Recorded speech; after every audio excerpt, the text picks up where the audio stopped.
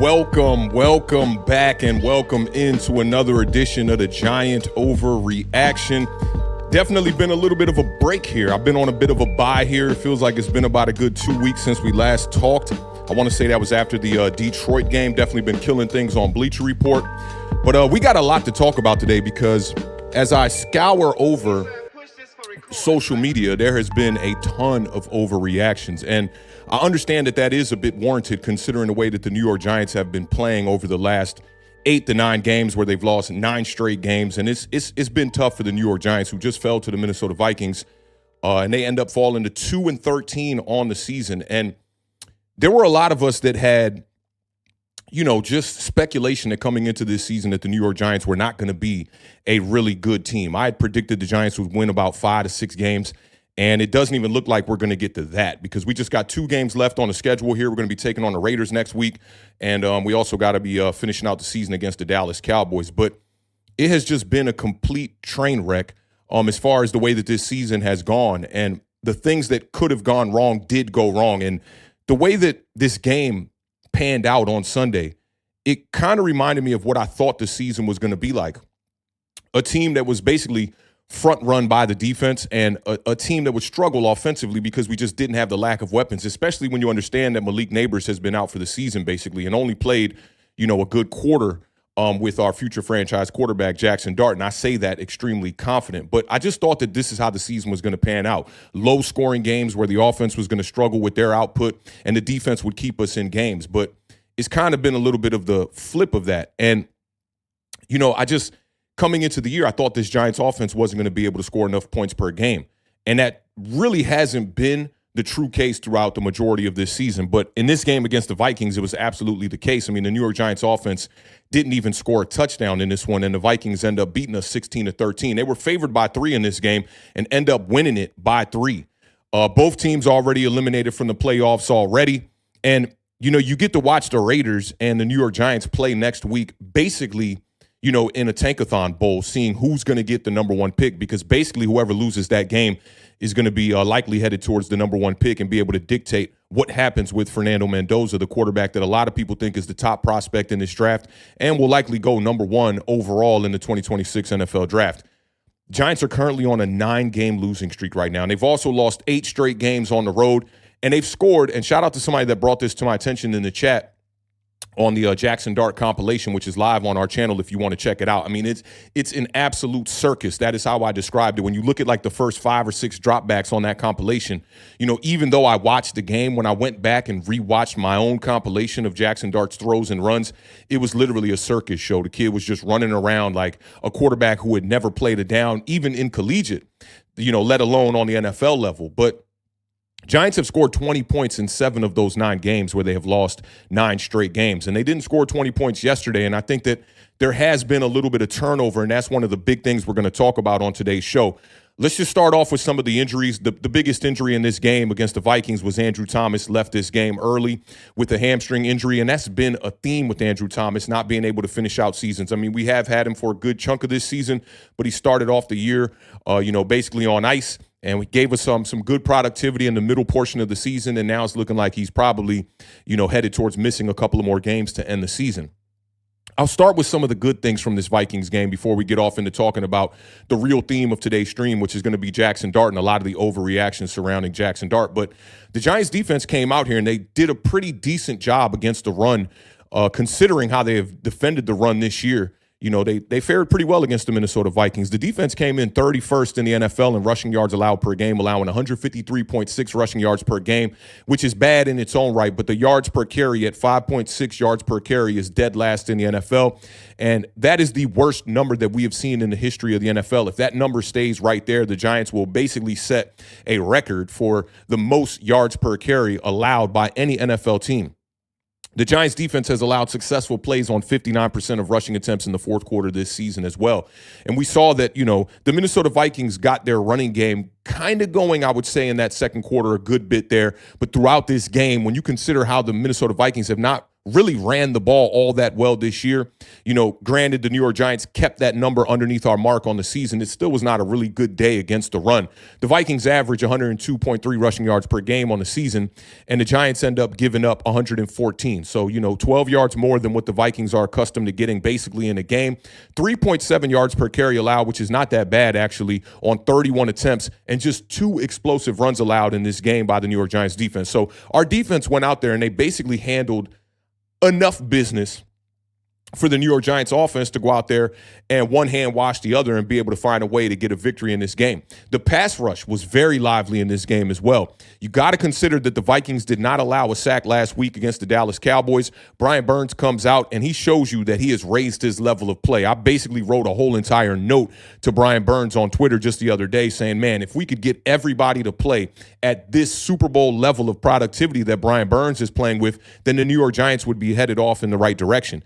He had 2 sacks on Sunday. Chauncey Golston had 1 sack on Sunday as well. He showed up a good bit. This number kind of surprised me. The Giants defense led all teams in Week 16 as far as pressure rate goes. They had a 51.7% pressure rate going up against J.J. McCarthy and also Max Brosner, who got into the game late as well. 15 pressures on 27 dropbacks, 4 sacks for the New York Giants defense, which was tied for the 3rd most in Week 16. So defense, make no doubt about it, the defense went out there and they handled business in this game. You got to send props to Charlie Bullen, who definitely got them going in the right direction, especially when you think about the performance from Abdul Carter in the last couple of weeks. Last week, Abdul Carter became the first rookie since 2000 with 7 tackles, 3 TFLs, a sack, a forced fumble, and a fumble recovery in the same game. He got another sack yesterday against the Minnesota Vikings. He had 7 total pressures. 6 of them were quick pressures, and he led the New York Giants in quick pressures in Week 16, and he's had now a sack in 3 consecutive games. We got a good takeaway from Paulson Daboll, which was his first interception of the year. Entering Week 16, the Giants were 30th in takeaways in the NFL. They had just 9 takeaways on the entire season. The Vikings were 32nd in giveaways with 27 giveaways on the season as well. So it was a bit expected that the Giants would get at least 1 turnover in this game. Almost got 2. Javon Holland had the interception that was returned for a pick 6 that was nullified by offsides penalty by Abdul Carter, which was basically his one sole large mistake of the game. But I thought that J.J. McCarthy and the Vikings offense really kept the New York Giants in this game. I thought the defense played pretty decent, but it was more the mistakes offensively from the Vikings that really kept the New York Giants in this game. And the passing game, I mean, that's really the elephant, in the room here for this conversation. The passing game for the New York Giants in this one was just absolutely abysmal in this one. And it was, from a passing standpoint, the New York Giants offense was on the back of a milk carton. 13-10 at the half, somehow, some way, right? You get that the strip sack at the end of the first half, which really kept us in it. But Jaxson Dart, 1 for 5 for 2 yards, 0 touchdowns, 1 interception, sacked 3 times at the half. So, I was hoping that we were going to find some way to turn this around in the second half to at least salvage the numbers, because I truly didn't want to get a victory in this game. I want to see the New York Giants get the best possible draft pick they can possibly get. I don't tell nobody how to fan. If you don't want to tank, that's on you. I'm cool with that as well. But for me, I'm in tank mode right now. I'm waiting for the New York Giants to get this number 1 overall pick and find a way to trade out of that and be able to get a haul for that number 1 pick to be able to bolster up this roster and get us going in the right direction. Jaxson Dart had a QB rating, not QBR, passer rating of 0 at the half. We had just 1 reception at the half. It was from Wan'Dale Robinson, and that was it. The Giants were 0 for 2 in the red zone at the half, and they rushed for 80 yards in the first half. So they were committed to the run. A lot of the reason why the New York Giants numbers panned out the way that they did was because of the game plan from Mike Kafka, and we're going to get off into that here in a second here. But 80 yards in the first half, averaging 4.7 yards per carry. Tyrone Tracy led the way in the first half, 10 carries for 56 yards, obviously 5.6 yards per carry. And the Giants end up forcing 2 turnovers, 1 interception, 1 forced fumble that really kept us in the game. But the part that had me scratching my head, 17 runs and 5 passes in the first half. We basically treated Jaxson Dart And I saw Diggy say this on his channel, and I could not agree more. For all of y'all that are subscribed to Diggy, and for those of y'all that aren't subscribed to Diggy, go subscribe to Diggy. Go check out his latest video. Just bringing up a lot of great points. And it was an immediate reaction, so he didn't really have all the numbers necessarily to support it. But some of the things he was bringing up, like first down runs and just the commitment from Mike Kafka and how they approached this game plan was basically like Jaxson Dart was a UDFA. They almost treated Jaxson Dart basically like he was Tommy DeVito in that Jets game, where we saw a full second half from Tommy DeVito where he did not have one pass attempt. But let's get off into it. I truly, was excited about this stream today because I want to break down the game plan for Mike Kafka and just try to understand the approach from Mike Kafka in this game and how they thought that this particular game plan was going to lead to success, but most importantly, lead to a victory for the New York Giants. So let's get off into this breakdown of this game plan for Mike Kafka real quick one time.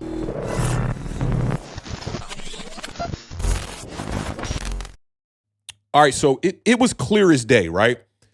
The game plan going into this one was RTDB. And y'all know how much I love RTDB, which is run the damn ball, and how much my co-host, The Beard, loves that as well. But you have to have something to complement the RTDB, especially when you are having limited possessions. Mike Kafka said this entering the game.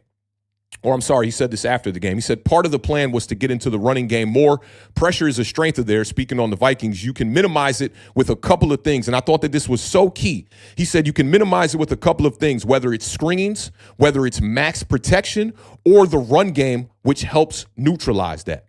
Now, it's clear as day that when Brian Daboll was the coach for the New York Giants here, that the way that they tried to nullify pressure on their quarterback, especially with Jaxson Dart, was max protection. A lot of fans were complaining about how much 12 and how much 13 personnel the New York Giants were running underneath Brian Daboll. We were near the top of the league. We stayed in the top 5 basically the entire time when Brian Daboll was the head coach for the New York Giants. Now, both Dart and Kafka both talked about how the Vikings did exactly what the New York Giants expected, exactly what the New York Giants saw on tape. And Dart doubled down and said that he trusted the game plan for Mike Kafka. And, they tried to pretty much trick him. And you saw this with Shedeur Sanders and the Browns beat reporters as well. And I don't fault the beat. You want to get those type of questions answered. But the beat was trying to pull something out of Jaxson Dart, and you could see that. But Dart doubled down, and he talked about trusting the game plan from Mike Kafka, and he trusts what his coaches tell him to go out there. And his job is to go out there and execute the game plan that the coaches put in front of the players. Now, they set the tone on the first drive immediately. 7 runs on the first drive, 0 pass attempts on the first drive. They had 1 pass attempt or 2, I believe it was, but they was nullified by a penalty. They failed on 4th down in the red zone. We go 8 plays, 50 yards, chew up 5 minutes and 33 seconds on the clock, but come away with 0 points. And this is my first little bit of a issue with the game plan, right? If you're going to try to keep the opposing quarterback on the sideline and you're going to try to run the ball to be able to control the time of possession, you would think that when you get down there on your first possession of the game that you would take the points. Instead, Mike Kafka goes out there, they run the ball 3 times, and then on 4th down, Jaxson Dart ends up getting sacked, and we fail on 4th down. The Giants end up going 1 for 3 on 4th down on the day.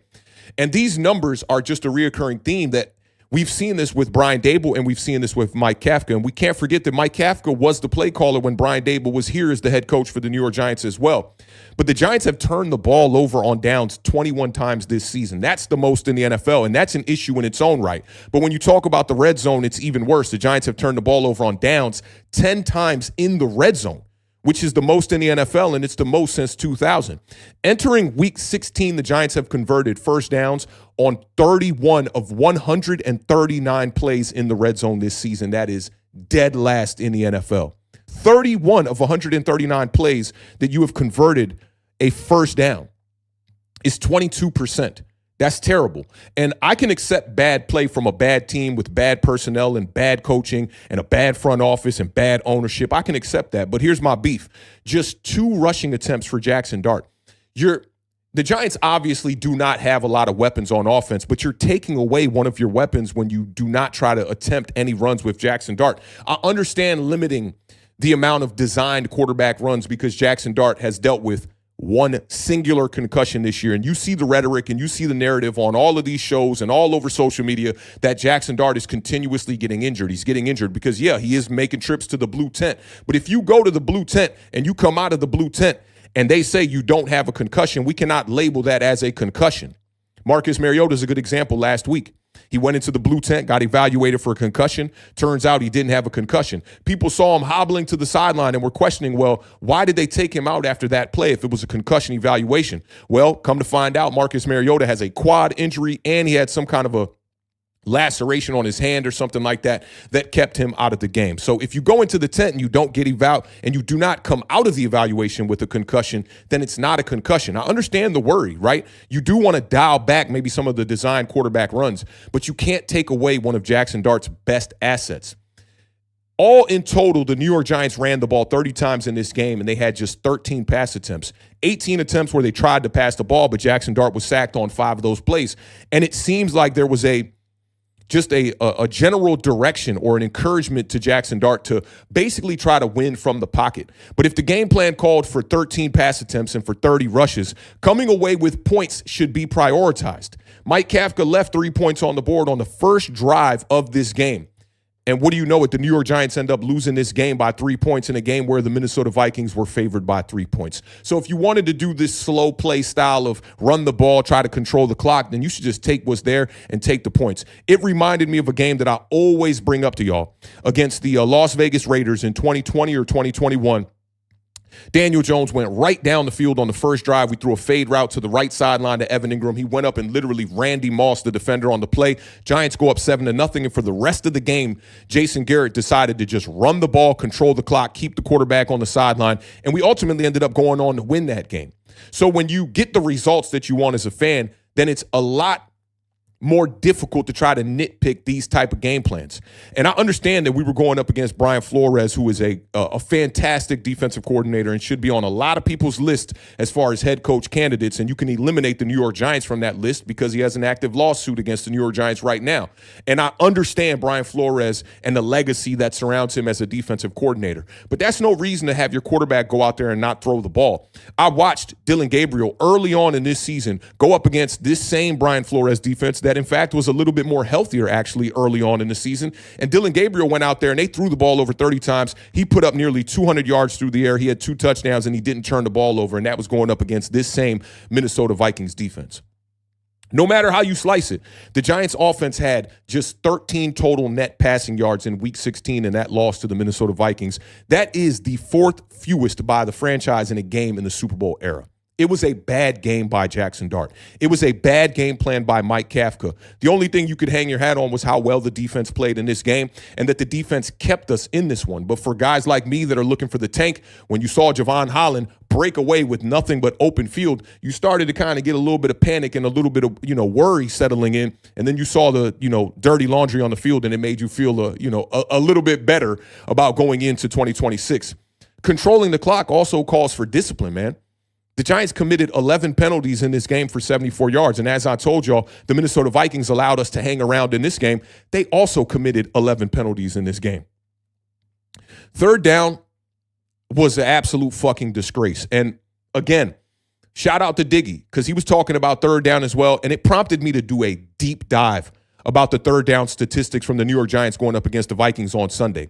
First of all, they were 2 for 10 on third down. That's just 20%.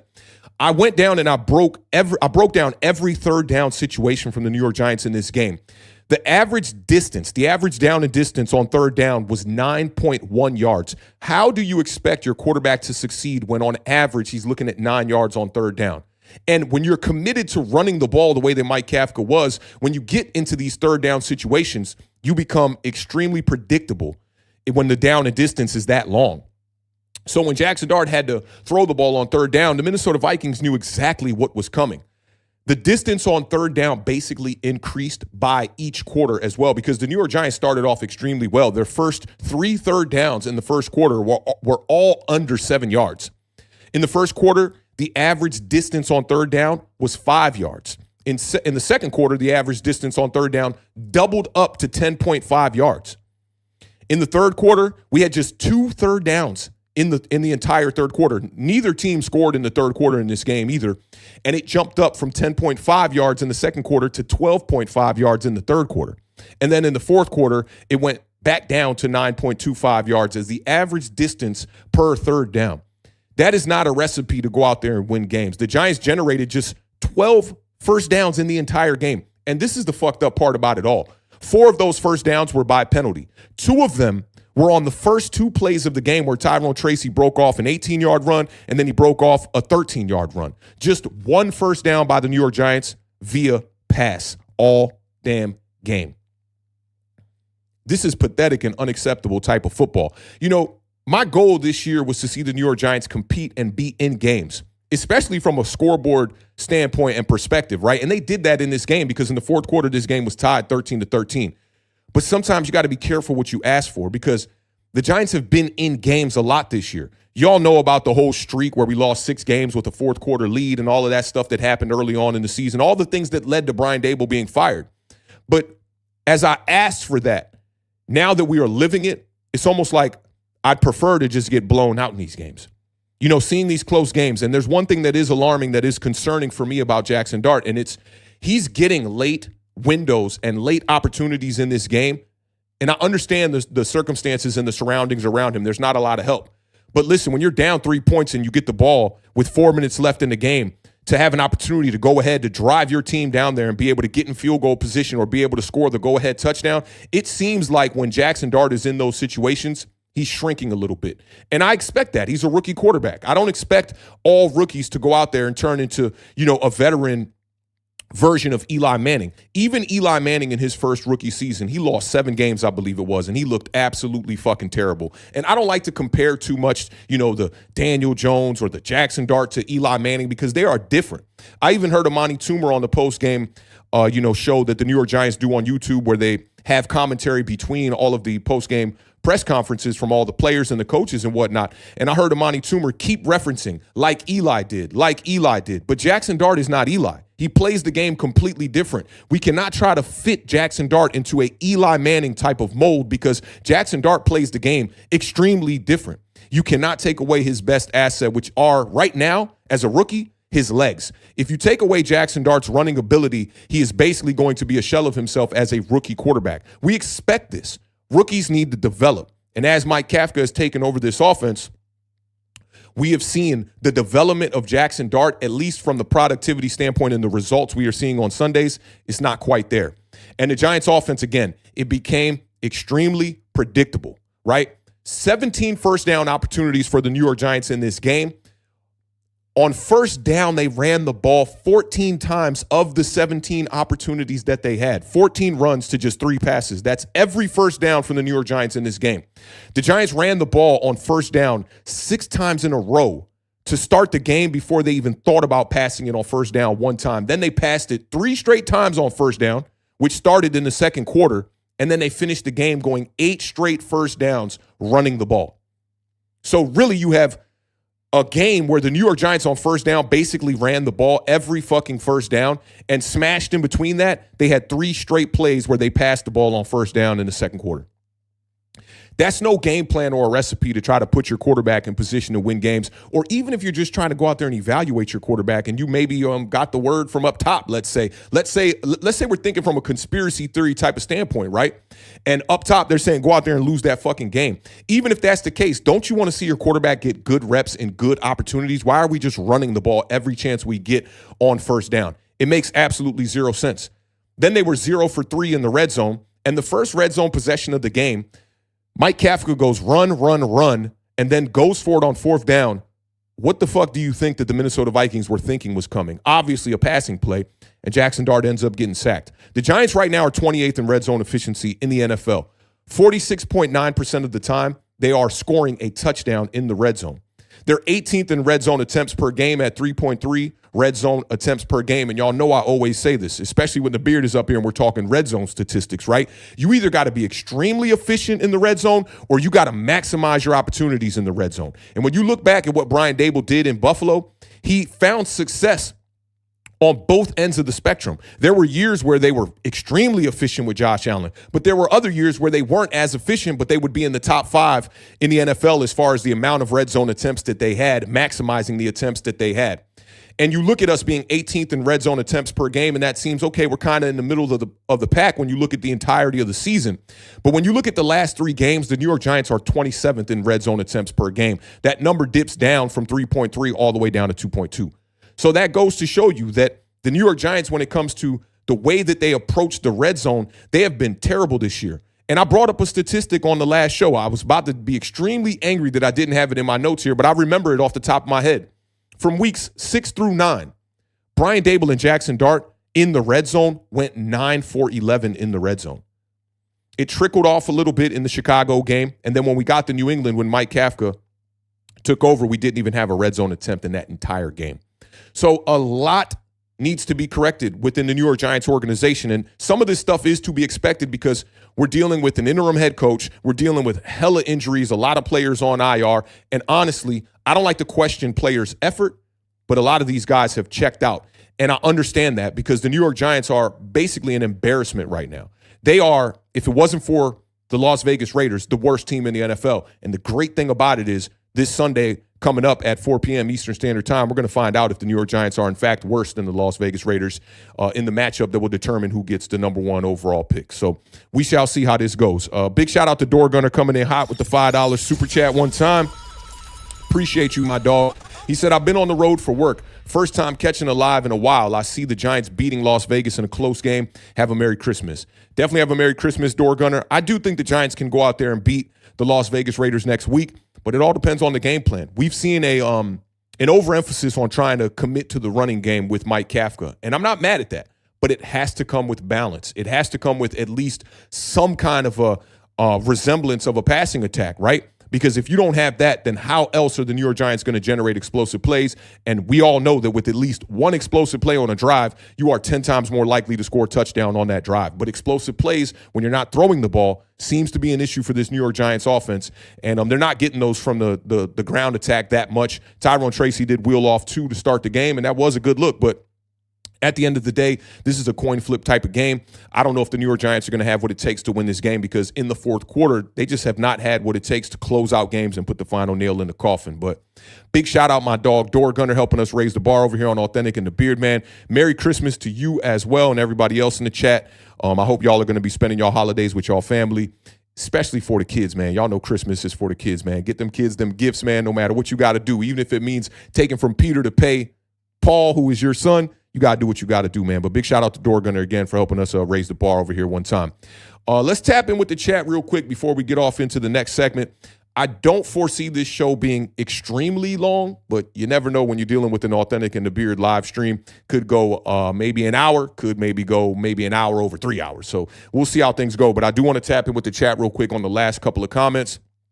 And then we'll get off into the next segment here. And a big shout out to all of y'all for just being here today because, man, this team does not deserve our attention. And they almost broke my will last week. I'm going to keep it real with y'all. When we got around to Monday, I had a little bit of business on my table with a meeting at 1 p.m., and I could have still did the Giant Overreaction. But this team damn near broke my will, man. And I was like, yo, there's nothing more important than mental health. And if this team is going to be a detriment to my mental health, it calls for me to take a little bit of a break. So I took a break last week just off the strength of just resetting, and trying to just, in my own studio here, raise the bar a little bit too. I'm trying to make some upgrades here as we get off into the end of the 2025 season, going into the 2026 season. Let's see. We got Strider in the building. Strider says, also, I'm open to giving Dart time to grow and develop, but I'm open to drafting a quarterback if we hold on to the number 1 pick like Mendoza. Dude can throw, runs a pro-style offense. Not happening, though. This sounds like literally verbatim one of the Giant Overreactions that we're going to go over a little bit later in the show. So just kind of, put the thoughts on pause. We're going to get to this here in a second. I'd say in about 20 minutes, 30 minutes max, we'll be talking about this here. I guess I can understand why people want to experiment with this because all things should be on the table for the New York Giants. But I got a lot of thoughts to give you on this Mendoza situation, and I think I have a good perspective on it from seeing and filming Fernando Mendoza when he played Maryland earlier this year. And a good game, too. He had a pick early on, I think on the first drive, second drive, but really cleaned things up in the second half. But we're going to get there. Door Gunner said, LOL, I am a Commanders fan, so I've been suffering too. Yeah, y'all need to know that. When he sent in that super chat, he's definitely a Commanders fan, so just so y'all know what it is. Let's see. Coach Dave says, damn, they're calling Dart an IG quarterback now. Maybe that's a good thing, right? Emmanuel Acho was calling Justin Herbert a social media quarterback. And we, those, I ain't going to say we, right? I think Coach Dave noticed because he put the laughing emoji after it. But those of us that know, when you hear some dumb shit like that Justin Herbert is a social media quarterback, we're talking about a quarterback in his first 3 years that basically has better numbers than any quarterback you've seen in the history of this game. So, Jaxson Dart, the numbers are there. But this is a good time to talk a lot of shit about Jaxson Dart if you were pro any of the other quarterbacks and you want to try to find a way to use Jaxson Dart as a stepping stool to maybe, put another quarterback possibly on a pedestal. And I think a lot of that is going on around social media. A lot of people just don't want to be wrong. And I get it. Nobody wants to be wrong. I prefer to be right, obviously. But when you go through the draft, process and you pick a guy and he doesn't look like that guy early on, when you get that window to start talking shit, you're going to do it. You already know what it is. Shout out my dog, Sank Zappa, in the building. Sank said, if you're going to run the ball 30 times and only pass it 13, why not use the quarterback who has proven to be a very good runner? I think we did a good job of breaking that down just a second ago. Big shout out to the homie Holmes with Jay one time in the building. He says Authentic is cooking right now. Big salute, man. And listen, man, y'all know I'm a very spiritual dude, right? Like I'm not very religious. I'm not religious really at all, to be honest, but I'm a very spiritual dude. And, as I was planning this show, I just kind of prayed for just a little bit of being more concise on this episode and not being as long-winded, but getting to the point. So I'm glad you recognizing that here, Holmes with Jay. I appreciate you pulling up and rocking out with us today. Todd Taylor's in the building. He says they were afraid Dart would look bad against pressure, so they only threw 13 times. Screams they don't think he can play from the pocket. It does. I think a lot of that, it's either that they don't think he can play from the pocket or that they just wanted to see him stay in the pocket in this game to kind of protect him and protect the narrative that they're trying to put out there, which is we're trying to protect our quarterback, which I think is a foolish narrative. Just go out there and play football. Players get hurt. You look at J.J. McCarthy on the other side. He's not running the ball like Jaxson Dart is, but look at him. He's dealing with injuries literally every other week. So this is a tough sport. Football is not for, the weak-minded or the weak in general. It's a sport where you got to go out there and put your body on the line. And if that means getting hurt, you're going to find out which guys are going to be able to tiptoe the line of getting the necessary yards that they need to get, but also getting down and staying out of harm's way. And I think that's something that Jaxson Dart obviously has to learn. No Mets, no Nets, no Jets is in the building. My day one, I hope all is well, bro. He says Flores was a bit premature with the lawsuit. I don't have enough details on it to speak on it. But I just wish both parties well, and whatever goes down, I'm just hoping for justice in that situation, to be honest. I don't have enough details to really comment on it. Shout out my dog, Jaji05 in the building, representing for them dogs over there on Bleacher Report. He said, what's up, Giants fam? Kafka literally allowed Flores to dictate his game plan. So much so we were scared to pass. No balance, no challenging their defense. Yeah, enough is enough with this entire staff. I do agree with you. At the end of the year, I'm all for them just completely cleaning house in this front office, getting rid of everybody. I don't care if it's general manager, assistant general manager. I don't care if it's player personnel. I don't care if it's scout team. I don't care who it is. You can get rid of all these dudes. It's not going to bother me one bit. Sank Zappa said, there definitely could be a quarterback that's better than Dart in the upcoming draft, but it would be a huge risk to trade Dart and draft a new quarterback. Either way, it's not a choice Shane should be making. Totally agree with you on that as well. I'm just getting off into my evaluation process right now, and quarterbacks is, to be honest, not high on my list this year. Not only do I think that this quarterback class is pretty weak, I think it's weaker than last year's class. In fact, I just think that the New York Giants have checked the box at the quarterback position. And we're going to get off into that in a little bit here when we get to these Giant overreactions for sure. Big shout out Sank Zappa for rocking out with us in the building one time. No Mets, no Nets, no Jets says drops prevented a passing first down. It definitely did. I mean, drops were a big part of it, but Mike Kafka also played his part. Just not throwing the ball a lot was tough in this game. Darius Slayton had the big drop, which would have been one of our only explosive plays in the passing game.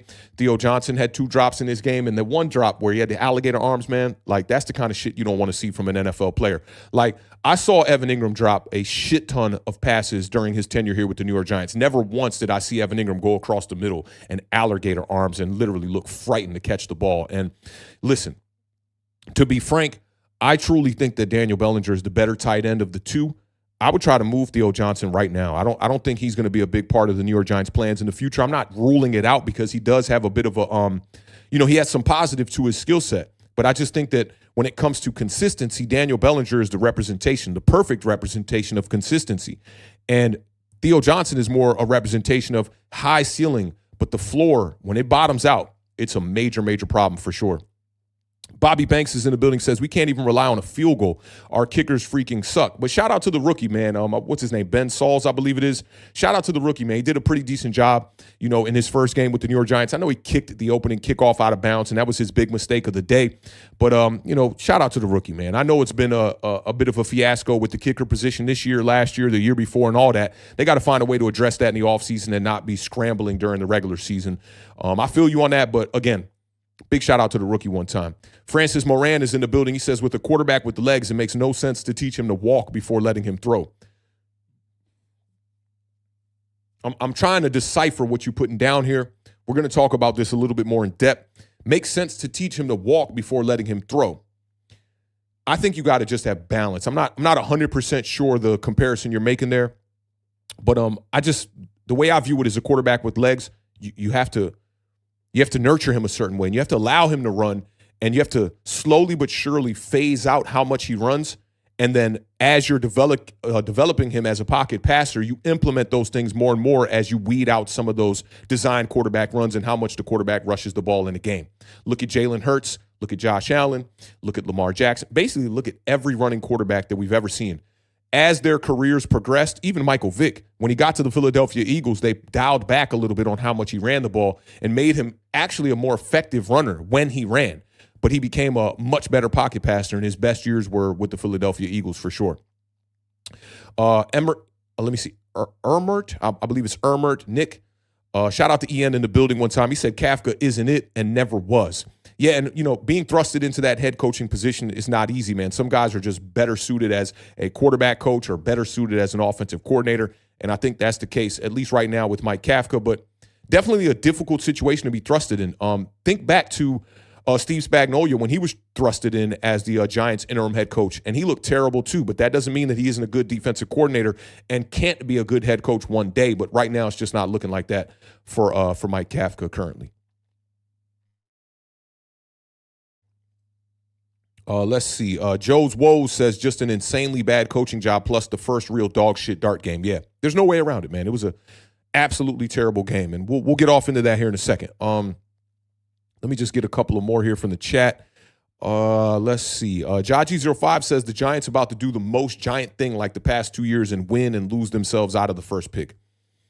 It's looking like that's a possibility, and I mean, the Raiders just are not a good team. I mean, they've looked bad week in and week out, and had a chance to win this game last weekend or, on Sunday and just didn't put the final nail in the coffin. So you're looking at two teams that don't know how to close out, poor rosters with poor personnel. The Raiders are dealing with bad quarterback play right now as well. It's going to be an interesting game. I'll say that. It should be really ugly. Shout out Mateo in the building one time. He said, I was at the game yesterday. First time I stepped foot into MetLife since Giants Stadium got tore down. It was a disaster, but watching my nephew watching the game was worth it. Glad y'all enjoyed yourself. And, at least it was a close game and you could root all the way down to the fourth quarter. Cold, cold, cold game, man. I know that's not the kind you want to be at. Freezing temperatures and whatnot out there. But, glad you guys enjoyed it, man. Shout out to Mateo one time. Pulling up and rocking out with us today. Todd Taylor says they're 2-15 or will be. Fans be. Let me see. Tom says, hey, bear down, Giants. Patrick Grove says Mendoza isn't a multi-quarterback. Yeah, and you're starting to see people that really don't know what the fuck they talking about. I've seen people saying, we got to pick the big quarterback because, he can be a dual threat like a Josh Allen. You're clearly not watching games. And look, I haven't had the luxury to watch a lot of games on Saturdays this year because I've been filming a lot of the games for Maryland. I've been filming every home game. So every time Maryland is at home, I don't get a chance to watch college games. But I'll tell you this, I know that Mendoza is not a dual threat quarterback, and you're starting to see people talking about that don't know what the fuck they're talking about. That's a fact. Patrick Grove also said Jaxson Dart will improve with better direction. I agree. And I think that, he was headed in that direction when Brian Daboll was here. Ian says not drafting Mendoza at all. Take players to complement Dart and the rest of the team. And if he doesn't show growth next season, then I'll look at quarterbacks next year. I like that plan. I really do. Let's see. Rick says this whole fan base is a fucking joke. The Giants have their guy in Dart. Stop all that nonsense for real, for real. Y'all some clowns. Listen, I don't even like when people throw around that word clown like that, but it is suitable for this type of instance here. This is not like Josh Rosen when we're looking at how Jaxson Dart has played this year. And Josh Rosen is really the only instance that I can remember where a first-round quarterback was drafted, and then the next year that same team took another first-round quarterback. So I agree with you on this. It's actually Rich the Kid, my bad, fam. He's saying like the whole fan base is a joke. And the one part I got to give you some pushback on is it's not the whole fan base, right? But it's those jokers that are, wanting to stir the pot and just, really are not knowledgeable football fans, in my personal opinion. Fan how you want to fan. I always tell people that. But when you put it out there in the universe and you start speaking publicly, then us as fans, we have the right to be able to nitpick what you're saying and tear it the fuck down as well. Jared says, I think the Mendoza talk is ridiculous, honestly. I feel you, fam. And we're gonna get to that, too. Shout out to Miguel Vasquez for helping us raise the bar over here with this $20 super chat, man. That definitely means a lot over here.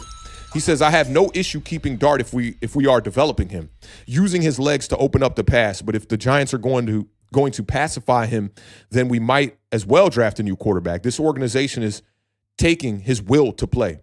And that is more of the reason why everybody on his coaching staff needs to go. Because if you're going to pacify Jaxson Dart, or as I heard C-Mac say earlier on WFAN, you're going to neuter Jaxson Dart. There's no point in having him at the quarterback position.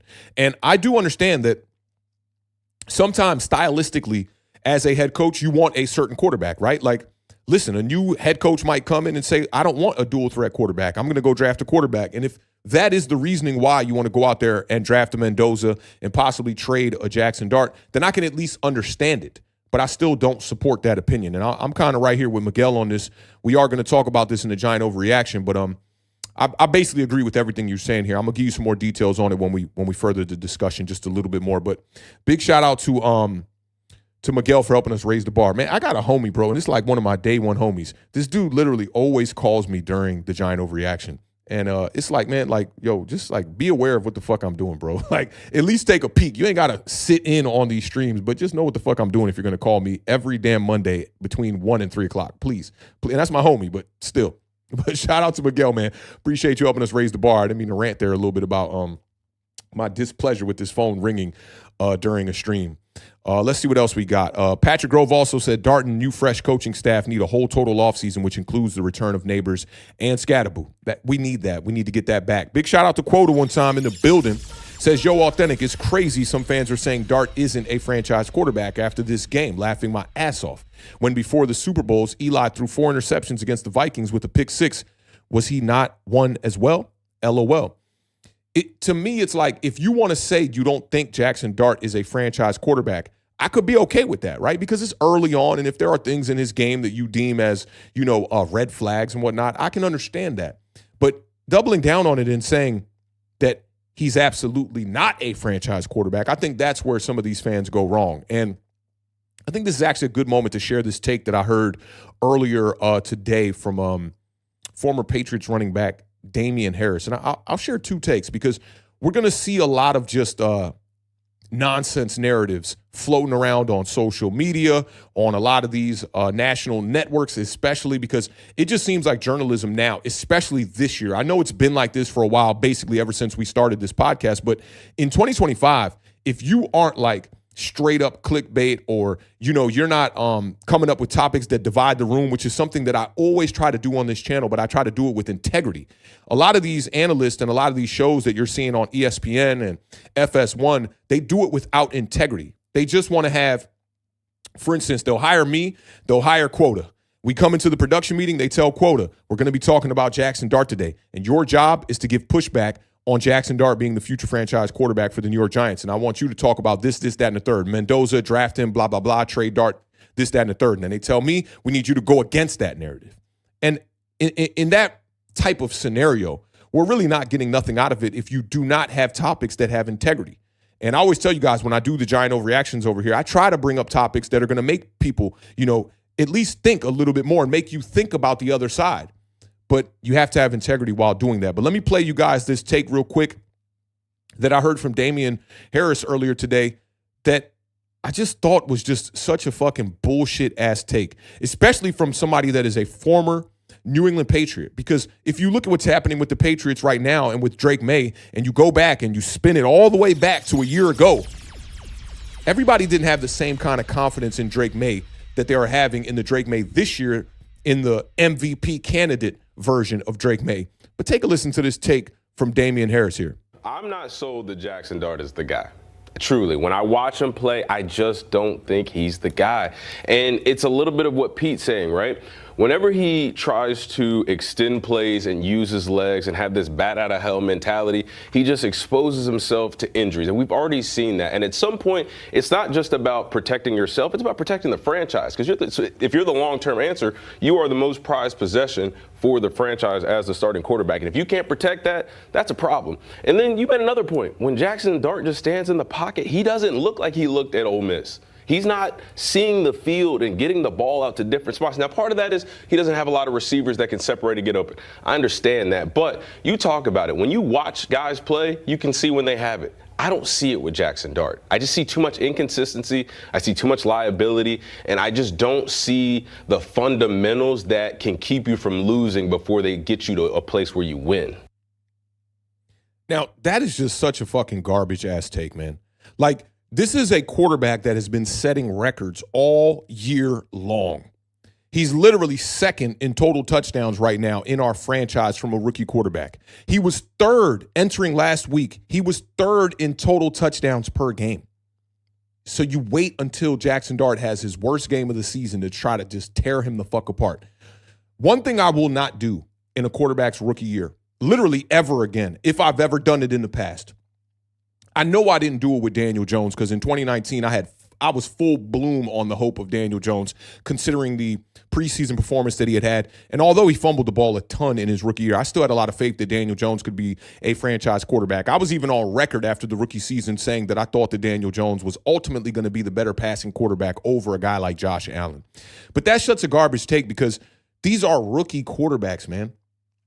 Why are we not giving these rookies at least minimal grace to be able to develop and at least get a year under their belt before you write them the fuck off? And as I just said, if I've ever done that in the past, wrote off a rookie quarterback, I will never do it again. I look at this rookie class this year, right?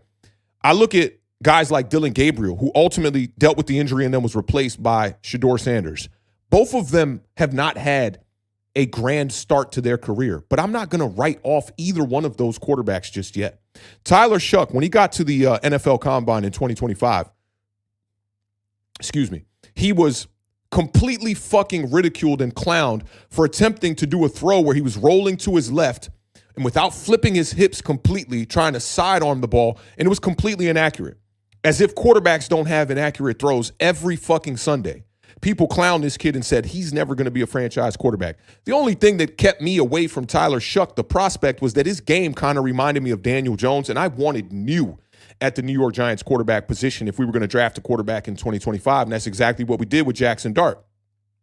But Shuck at Louisville showed you his capability as a quarterback and that he had at least a shot to be a franchise quarterback in this league. And now you're slowly but surely starting to see the rhetoric change across social media and across all of these national networks that, wow, maybe Tyler Shuck is the best of all of the rookie quarterbacks that have played this year. Now, I still don't think that. I still look at Jaxson Dart as the best quarterback right now from all of the rookies, and I have Cam Ward as a close, basically eye-to-eye with Jaxson Dart. Like, I would take those two guys over Tyler Shuck right now.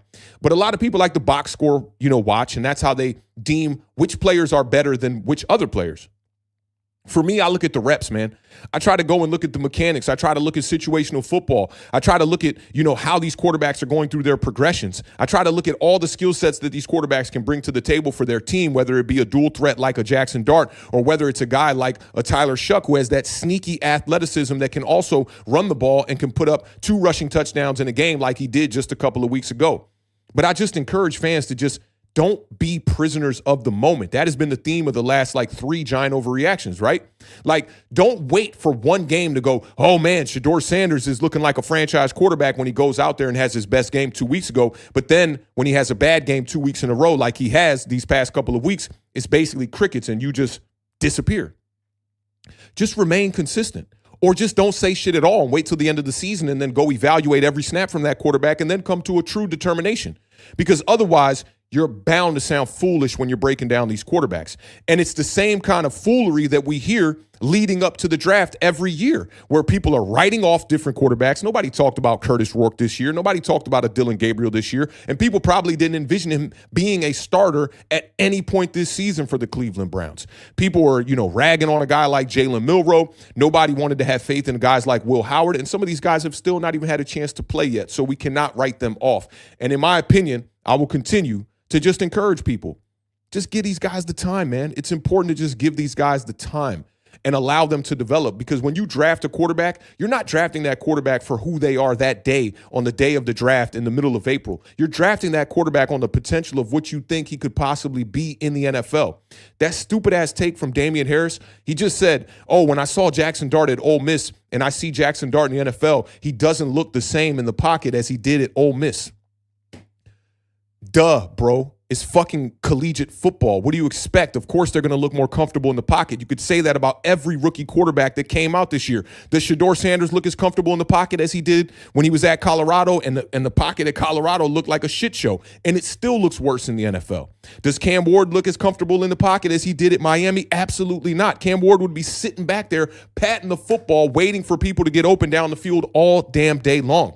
Same thing goes for Jaxson Dart. Same thing goes for Jalen Milroe, who barely played. He only got to play in the preseason. And same thing goes for Tyler Shuck.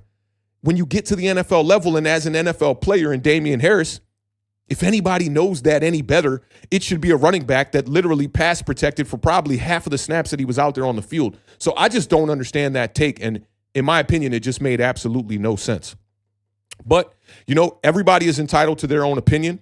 And as I said before, when you put that opinion out there in the world, we are all entitled to critique and break that opinion down. Shout out to Coach Ward one time in the building, man. Appreciate you helping us raise the bar over here on Authentic in the Beard with that $5 super chat. He said, this is the part of the tri-state area he has yet to experience. Hope Dart stands 10 toes down. This fan base will devour you. That's very true, man. And I've seen that on so many levels. I've seen it with Daniel Jones. And honestly, I was a part of tearing Daniel Jones down at the end of his tenure here, because I felt like, why the fuck are we not moving on, right? But this ain't the part that Coach is talking about. We've seen it with Saquon Barkley, where when he was here and he was the captain and he was the leader, oh man, Saquon Barkley is the perfect professional. He's going to be a Giant for life. And then all of a sudden, when the contract negotiations go sour and they go left and Saquon Barkley becomes an Eagle, he automatically turns from Saquon to Snaquan. And people are still in their feelings about Saquon Barkley. And you could go down the line with players, with coaches, with, oh my God, Kadarius Toney is the perfect example of it. Because listen, when Kadarius Toney came in as a rookie, I'll never forget how much Talking Giants was covering Kadarius Toney as being potentially maybe being a wide receiver one. And I felt that way too. Kadarius Toney had all the talent in the world that it took to be a guy in this league. But up here definitely was a basket case, right? And slowly, as things started to develop with Kadarius Toney's behavior issues and all of these things that just, it was just a shit show with Kadarius Toney. You watched people looking at Kadarius Toney as possibly being the face of the franchise and loving the guy who would show up to those interviews with the Pooh Shiesty mask on and all of that stuff, and looking at the beat reporters and clowning them and laughing them, to being somebody that was completely just shunned by the New York Giants fan base and honestly became an enemy of the New York Giants fan base. So I totally get it, man. And I think that all too often, people forget this one thing, and this goes for the quarterback talk, and this goes for all the players in the NFL. You see these guys on Sundays, right? They big, strong athletes, bigger than anybody that's in this chat. They'll probably wreck anybody in this chat, including me hosting this, obviously, right? And you forget that they're children, basically, right? That these are just young men with an emphasis on young. They're going to make mistakes. They're not going to be perfect in front of the media. They're not going to say all of the right shit. But when you draft a quarterback, you hope that he can become that guy, and you hope that where the starting foundation is a good place to build upon. But don't forget it, man. These guys are extremely young, and I tweeted this out the other day. When I was in my 20s, I was doing a whole lot of fucking up. And when I turned 30, in my 30s, I was still doing a bunch of knucklehead shit. And some of y'all today are in y'all 40s and 50s, and you still doing knucklehead shit. So you got to give these guys the grace, being that they're on a platform and they're in a position that none of us have ever walked in those cleats a day in our life, at least most of us. I'm speaking for the most of us because I'm sure somebody out there has NFL experience somewhere out there watching one of these shows. I forget who it was, but it was a former wide receiver that was in the chat a couple weeks back. But for the most part, we don't know what it's like to stand in front of the media. Most people, when they're judging somebody at a press conference, they're not even considering the atmosphere that player is in. Bright lights, microphone shoved in your face, all of these beat reporters like this, like this, like this. Somebody should do a study on this stuff, but it's something that you should not forget, that these guys are just young men, and give them grace, man. Give them the benefit of the doubt until they can develop into that man and turn into that player that they are. And if they fail and they fall flat on their face after 3, 4, 5 years, rookie contract comes to a conclusion, then you can go out there and you can judge these quarterbacks for who they truly are. Big shout out to Mateo one time coming in with the $2 super chat. Mateo says, did the Giants make a mistake firing Brian Daboll?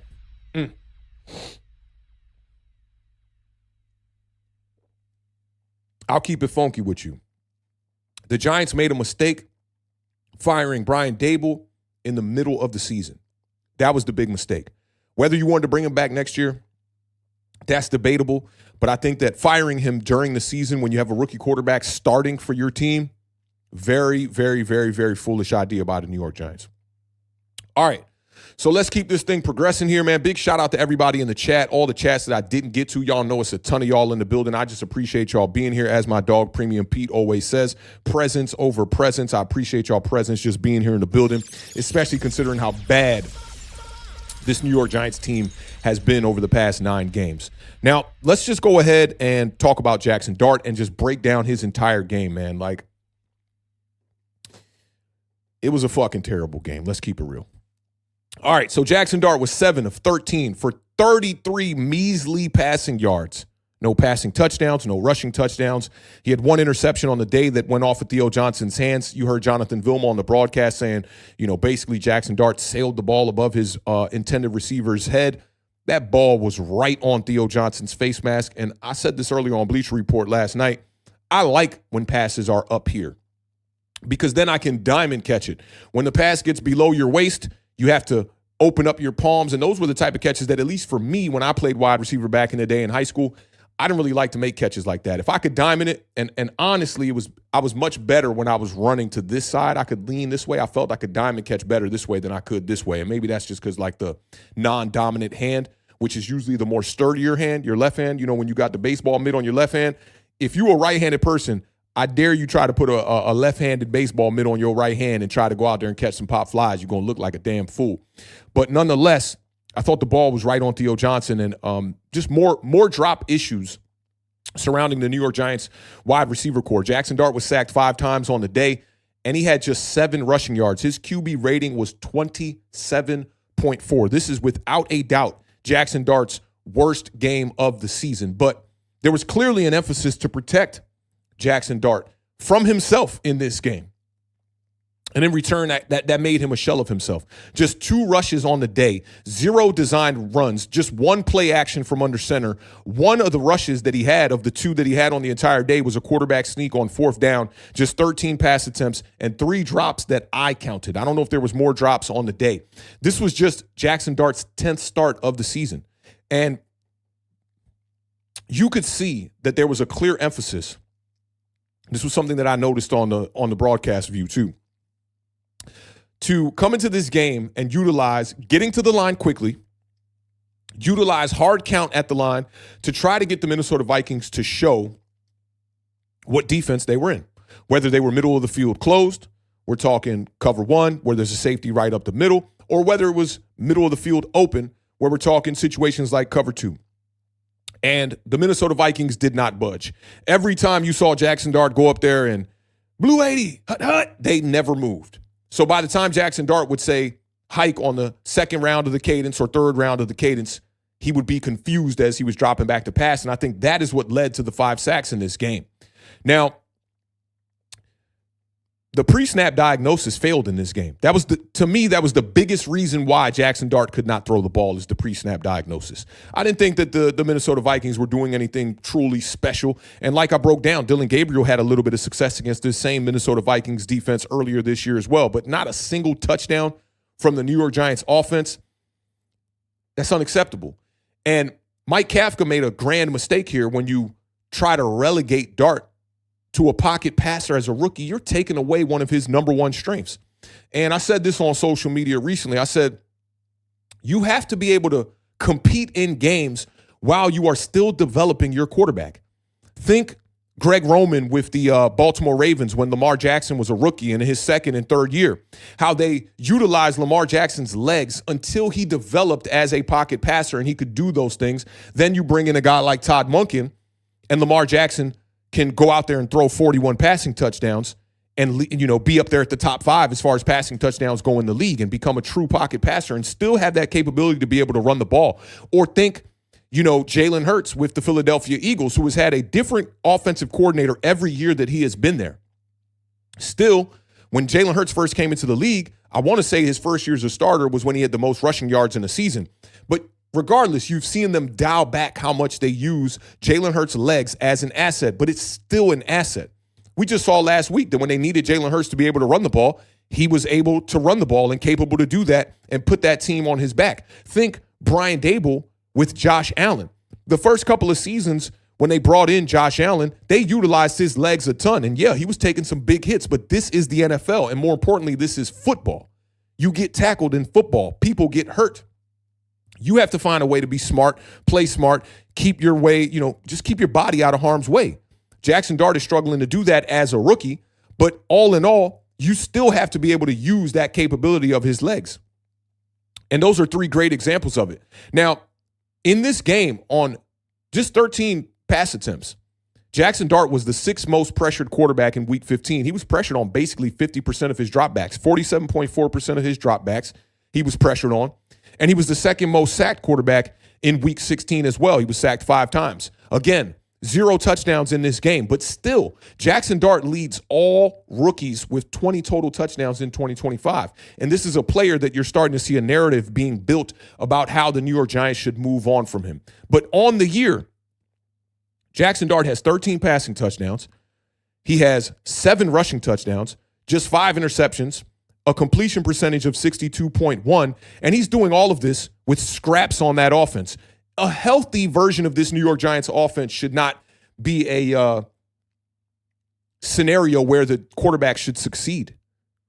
But you're talking about an offense that lacks its wide receiver 1, that lacks its running back 1. And most importantly, while Jaxson Dart was injured, his head coach, the guy who believed in him from day 1, got fired.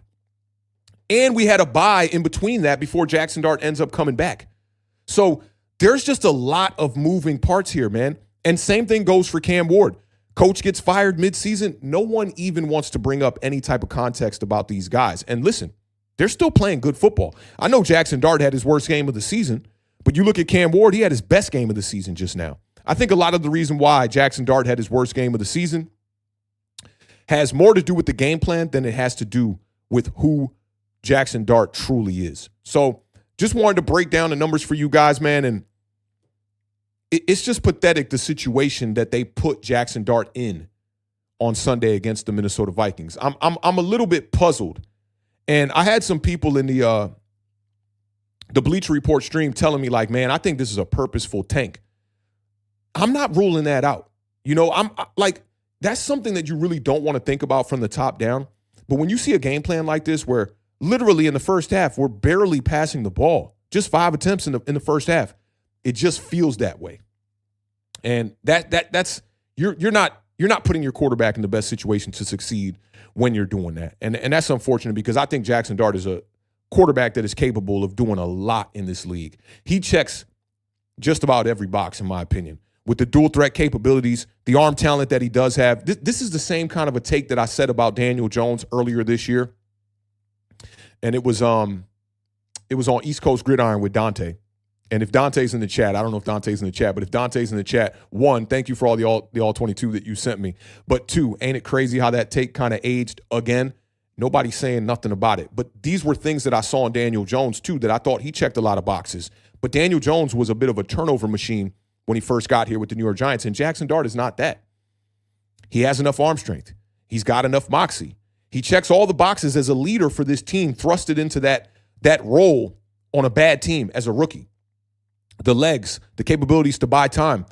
Now that he's had his worst game of the year, nobody's talking about how great of a pocket manipulator Jaxson Dart is. The type of things that he does within the pocket to buy time and make plays down the field. The explosive plays. All of these things are things that you want to see in your quarterback.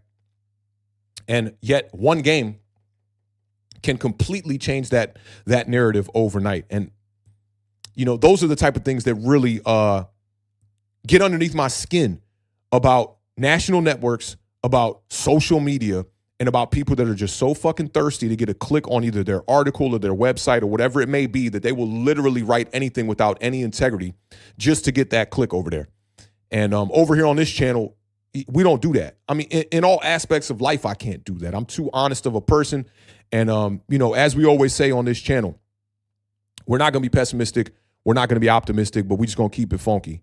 And we're going to be realistic. That's just what it is. Big shout out to my dog H-Town in the building one time. He said, poor play calling per usual. The game was supposed to be more max protection and play action off the run game, but the fix been a long time ago. I don't know if fans think they're trying to win meaningless games. Listen, I don't know what it is right now, but as the team goes, you want to see your team go out there and give maximum effort every game. Like, once you start to question effort, I forget who it was. Was it a Cleveland Browns? It was either like a Cleveland Browns offensive lineman or some team that's ruled out from the playoffs. And somebody screenshotted a picture of him and said, this is what my team has done to the players. And he was just sitting on the bench, just like kind of looking like how Justin Fields was looking on the bench when he was a Chicago Bear. And he actually responded to the tweet. He quote tweeted it and said, look, man, it's the end of the year, basically, and we all just not trying to get hurt. That's basically what he said. So NFL players are going out there and not giving maximum effort. That's a fact. But you just don't want to see that from your team in an obvious way. And I thought I was kind of seeing that a little bit from the New York Giants here on Sunday. Joe Woe says winning these games could save his job, etc. Can't teach some of that stuff. Tom Brady said you either have it or you don't when it comes to pressure. That's a fact right there. Let's see. Tom Fury said the media doesn't even talk about Cam Ward. It's crazy. They literally don't mention him. A lot of it has to do with the market that they're in with the Tennessee Titans and that they're not a relevant ball club right now because they're not winning games. But at the end of the day, when Cam Ward goes out there and puts up a game like he did this past week, I think it was nearing 300 yards, I think. And then he had 2 touchdowns, no turnovers. Nobody talking about it. It's kind of crazy. And even when his box score statistics didn't look good, the tape looked great. And nobody's going to talk about that with Cam Ward. It doesn't generate clicks. No Mets, no Nets, no Jets says, why are we praising Flores? He's not a giant. I mean, I don't think it takes being a giant to have to praise, a good defensive coordinator. I'm not too sure what this is in response, as far as in the chat or whatnot. But, I mean, if a defensive coordinator is good, we can give him praise. I mean, we give Sean McVay praise as a play caller on the offensive side of the ball. But, I get that he's not a giant part if we're talking about bringing him in as a coach or, anything along that line as well. Danny Duds is in the building, says Mendoza's arm strength and size is nice. Yeah, I agree with you on that. And then he said, pause, good cleanup right there. I like that. I feel like I'm kind of coming down with something a little bit, but it's like a little, when you get like that fluke sick, it's like letting you know, like, I'm here, but it's not going to give you the full throttle. I'm kind of right there one time. But let's get off into these giant overreactions, man, and then I'll get y'all up out of here. As much as we've talked about today, it's kind of good to look up at the clock right now and see that we've only gone for 1 hour and 7 minutes. Just for the people that are going to be replaying this and checking this out later, keeping this a bit condensed and a little bit concise.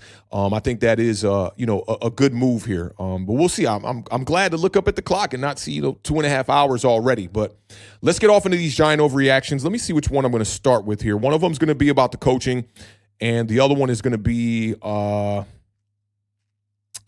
the draft. Let's start with the coaching one first. And for those of y'all that don't know the way the giant overreaction works, we're going to place a statement on the screen here. And when you see that statement on the screen, you can put an O in the chat to represent that you think it is an overreaction and you don't agree with the statement you see on the screen. If you do agree with the statement on the screen, you can take the under and put a U in the chat to represent that you are taking the under. And if you need a little bit more time, especially with that draft question, kind of tapping into some of these prospects or whatnot, you can take the push. And you can put a P in the chat to represent that you are taking the push. So let's get this thing started. Let the games begin one time, and let's go ahead and get off into this first giant overreaction.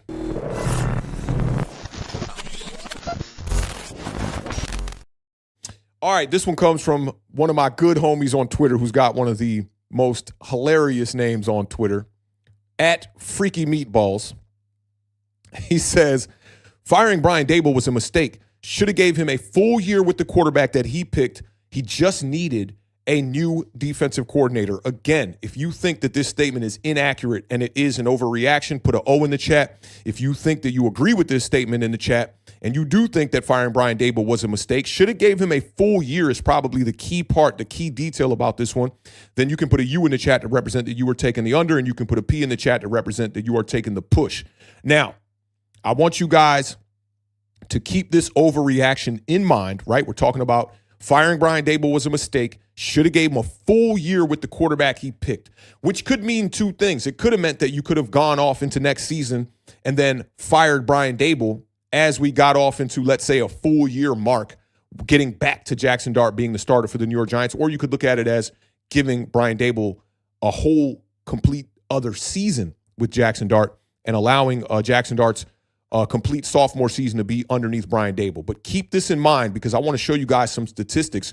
We're going to break down all of the numbers today. I posted it on my social media just with the general numbers of how Jaxson Dart has performed underneath Brian Daboll and how Jaxson Dart has performed underneath Mike Kafka. So keep this in mind. I want to show you guys a couple of statistics while we break down this giant overreaction here, and then we'll go and we'll tap in with the chat here a little bit and see how you guys are feeling about it. But let's go ahead and take a look at the numbers here real quick. First, these are the general numbers Jaxson Dart with Brian Daboll on the left and with Mike Kafka on the right. The first category is passing touchdowns. The second one is interceptions. The third one is QBR. The fourth one is rushing touchdowns for those of y'all that are looking at it pretty small, maybe on a phone right now. And the last category that you see right there is completion percentage. So when you look at the numbers, all the numbers basically favor Brian Daboll. And this game against the Minnesota Vikings really had taken a drastic hit on how the numbers looked with Mike Kafka. But we're looking at 10 touchdowns to 3 interceptions underneath Brian Daboll. We're looking at 3 passing touchdowns to 2 interceptions underneath Mike Kafka. So the ratio there is in favor of Brian Daboll. The QBR is doubled for Brian Daboll. We're looking at 65.5, which would be near the top 10 in the NFL. And you're looking at 30.3 underneath Mike Kafka, which is clearly at the bottom of the league. The biggest discrepancy on this graphic here is that underneath Brian Daboll, Jaxson Dart had 7 rushing touchdowns, and underneath Mike Kafka, Jaxson Dart has 0 rushing touchdowns. That's not a good look. The completion percentage, 62.7 underneath Brian Daboll. It does increase underneath Mike Kafka to 67.2. But let's take a deeper dive into these numbers, and this is what I talked about on Twitter that I was going to break down on today's show. When you look at passing yards per game, that number goes to Brian Daboll. 157.4 passing yards per game underneath Brian Daboll, 139.3 underneath Mike Kafka. Rushing yards per game, 35.2 underneath Brian Daboll, 30 flat underneath Mike Kafka. That goes to Brian Daboll. That's another one for Brian Daboll. So that's 2 of these for Brian Daboll already out of 2 categories. Rushing attempts per game, 6.3 underneath Brian Daboll, 5.0 underneath Mike Kafka. That's 3 that go to Brian Daboll. Rushing yards per carry, 5.6 underneath Brian Daboll, 6 flat underneath Mike Kafka. So that's 1 for Mike Kafka right there. You got a quarterback rating, which is passer rating, not necessarily QBR, just passer rating. Passer rating underneath Brian Daboll, 93.5. Passer rating underneath Mike Kafka, 78.5. That's another one that goes to Brian Daboll. That's 4-1 for Brian Daboll. Sacks per game, 2.3 underneath Brian Daboll, 2.7 underneath Mike Kafka. That's 5 for Brian Daboll. Yards per attempt, we're talking about passing the ball, 6.9 yards per attempt underneath Brian Daboll, 5.7 yards per attempt underneath Mike Kafka. That's 6 for Brian Daboll. And most importantly, the wins, 2 wins underneath Brian Daboll, 0 wins underneath Mike Kafka. Now, the sample size is a lot smaller because we're looking at 7 games underneath Brian Daboll versus 3 games underneath Mike Kafka. So the sample size, obviously, as we get more games under Jaxson Dart's belt, which is likely only going to be 2 more games underneath Mike Kafka, we'll see these numbers start to maybe make a little bit more sense because that game against the Minnesota Vikings, it literally made the numbers underneath Mike Kafka take a drastic hit.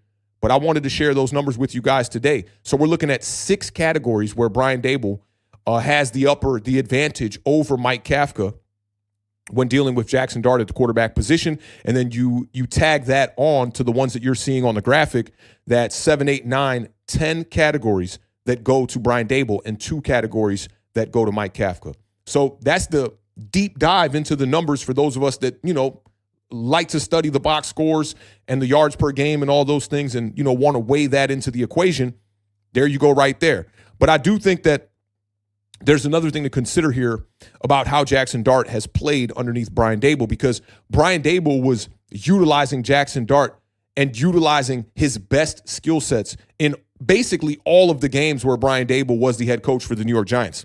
Y'all know I'm a big proponent of multiple touchdowns in a game from the quarterback position, especially when we're talking about passing touchdowns.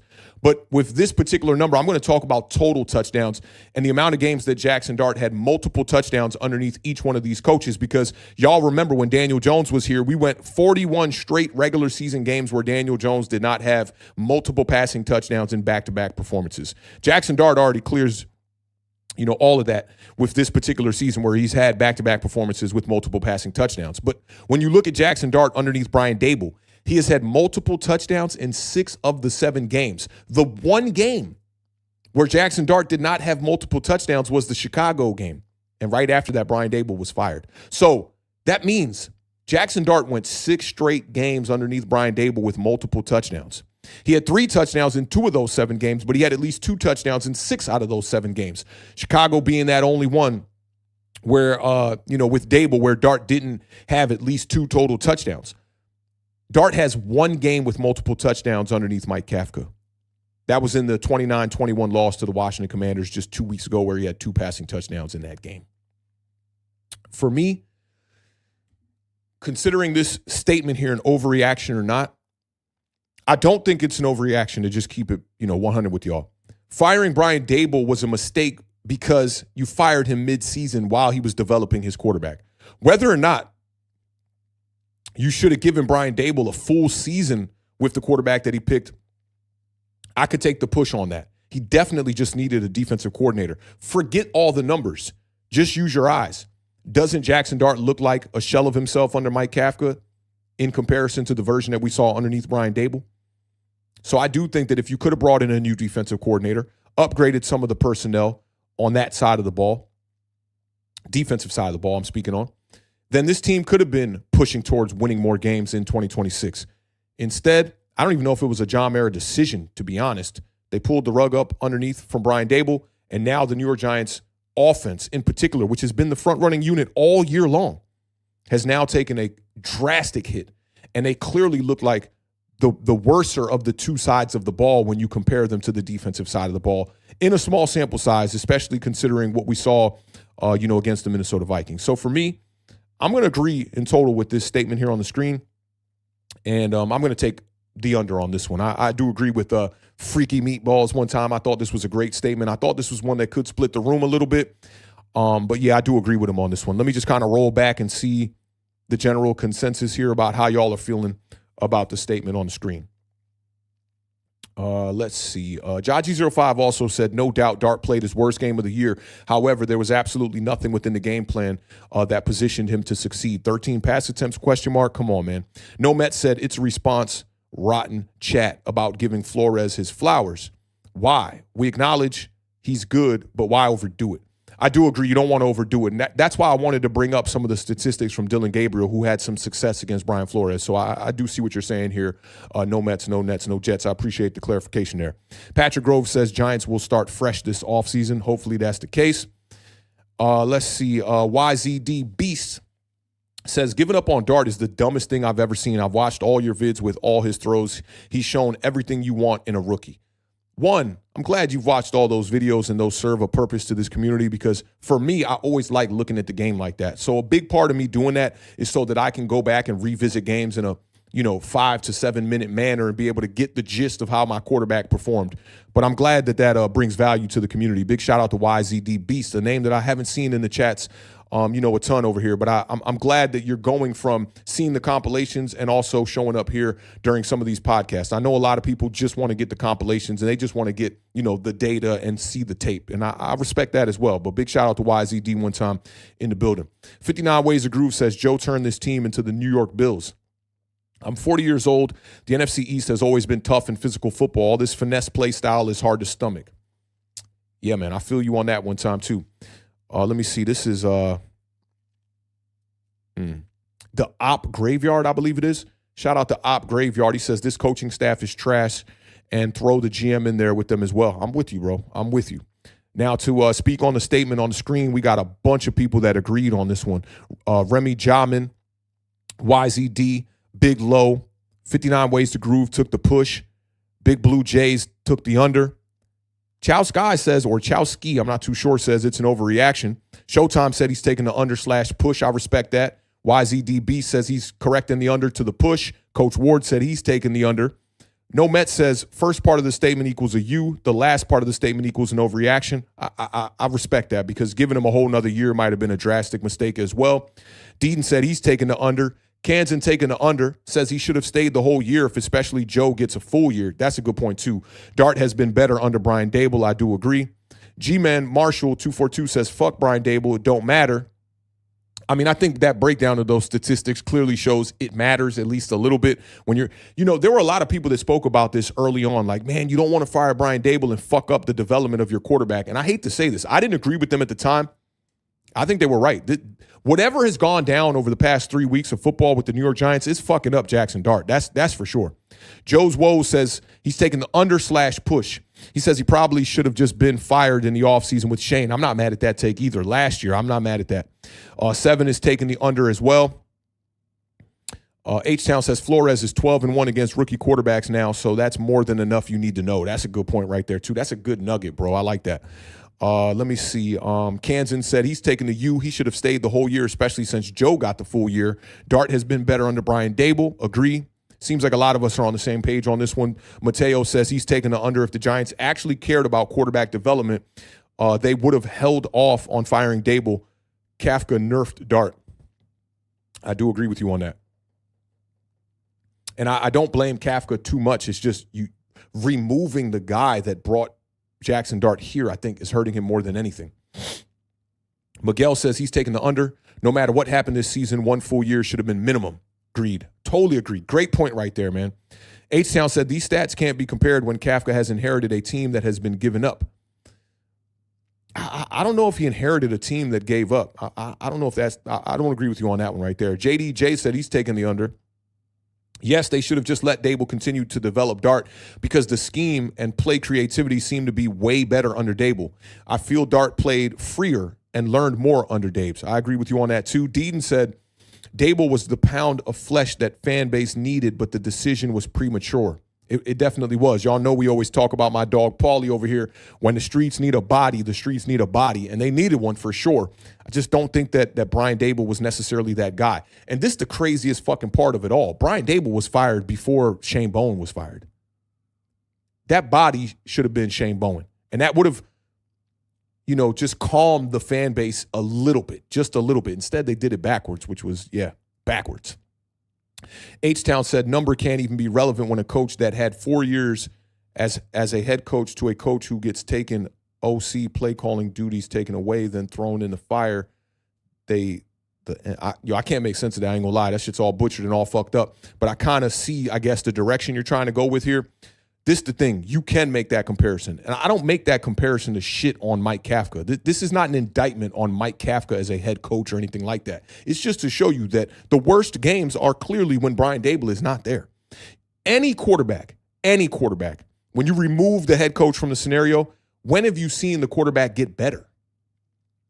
I can think of one instance, literally, and I don't even know if he got better. He might have just stayed the same.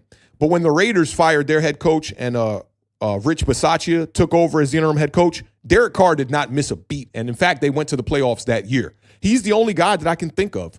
Removing a head coach is a surefire way to fuck up the situation with your quarterback, especially if he's a rookie. Derek Carr was not a rookie. Jay Berry 80 says, who is Diggy? He mentioned him a couple of times. Check out Diggy546. You can search. I don't know if he has the I on the end of it. I think it's just Digge. But just check out Diggy546 Giants without the I you have here.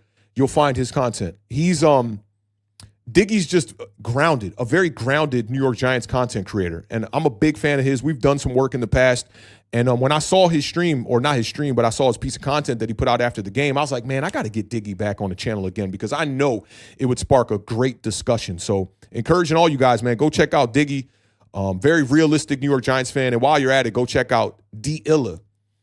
He's also another very realistic New York Giants fan. You know, he's not on that side of just, I'm going to bash the New York Giants for no reason. And he's not on that side of, man, I'm wearing the fucking furry mascot uniform for the New York Giants either. And I respect those type of content creators. Kareem Yee said he's taking the under. Joe Shane said it himself that it's Brian's pick, so Daboll should have gotten more grace than what he got. I do agree. G-Man says, still don't matter. We sucked. Yeah, I mean, listen, G-Man Marshall, I understand that you are probably a fan that is only focused on results, but a lot of the things that we bring to the table as far as value over here on Authentic and the Beard, it has to do with the why. I'm not just a fan that's just going to be like, man, we fucking suck, man. It doesn't matter what we do. I try to dig into the reasons why the New York Giants are such a poor team. And, you know, considering the way that we came into this year, the expectation was not that the New York Giants were going to be some grand old team that was going to be going to the playoffs. I don't know what your expectations were coming into the year, but for me, I looked at this as a 5-win team.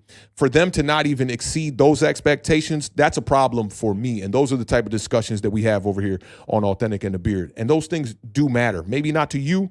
I understand people view the game from a different lens. Some people just watch the games on Sundays and that's really it. And then, you know, they check the box scores and shit like that. I'm not saying that's you.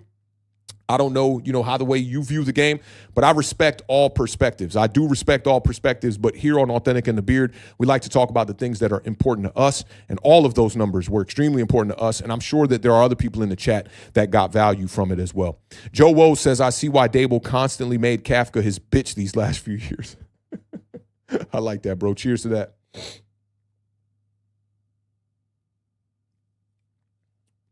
Shout out to Francis Moran for posting Diggy's channel. Yeah, spelled just like that. Diggy546. Go check him out, man. And he said he too recommends Diggy as well. Big fan of Diggy. Let's have the debate here. H-Town says those numbers can't be compared. It would make sense if Kafka started as the head coach and had the same amount of time as the head coach. Then you can debate that, but it's not comparable. There's no debate. That's the other part I think you have fucked up, H-Town. There's no debate. Those are the fucking numbers. I posted them on Twitter earlier today, and I got people coming into the comment section going, why are you bashing the quarterback and all this bullshit? Those are the numbers. That's what they are. I did not attach any type of sentiment to it. The numbers are better underneath Brian Daboll than they are underneath Mike Kafka. I prefaced it by telling you guys that it's a small sample size. I don't know what else to give you. It's not a debate. It's what it is. It's the facts. I got to know if this is Chowsky or Chowski. I'm gonna go with Chowski. That's what I think it is. You know, the English language can present some issues at times. Chowsky said whether or not Daboll stayed won't matter when we have a completely new regime next year and Dart will have to learn a new offense. Momentum after a terrible season does not exist, even with players. Momentum after a terrible season does not exist. I disagree with you on this one as well. I know it might not be as suitable today with the Detroit Lions being, I believe, basically knocked out of the playoffs. But do you remember the end of that first season where they didn't make the playoffs, where they finally figured out who the fuck they were?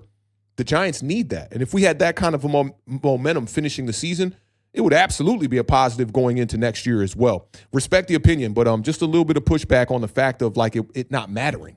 Winning games matters, man. You know, and as much as I want to tank this season away, if the New York Giants won 7 of their last 8, similar to how the Detroit Lions finished their season before they started getting into the playoffs, that would be a good thing. I don't know in what world that would be a bad thing outside of, you know, thinking of, you know, typing in www.tankathon.com. Shout out my dog, the Illa in the building, man. You say his name and he pulls up, man. Big shout out my dog, man. I was just talking about you, bro. Talking Eco said he's taking the push. I thought firing Shermer was not a mistake, but then I was proved wrong 2 years in.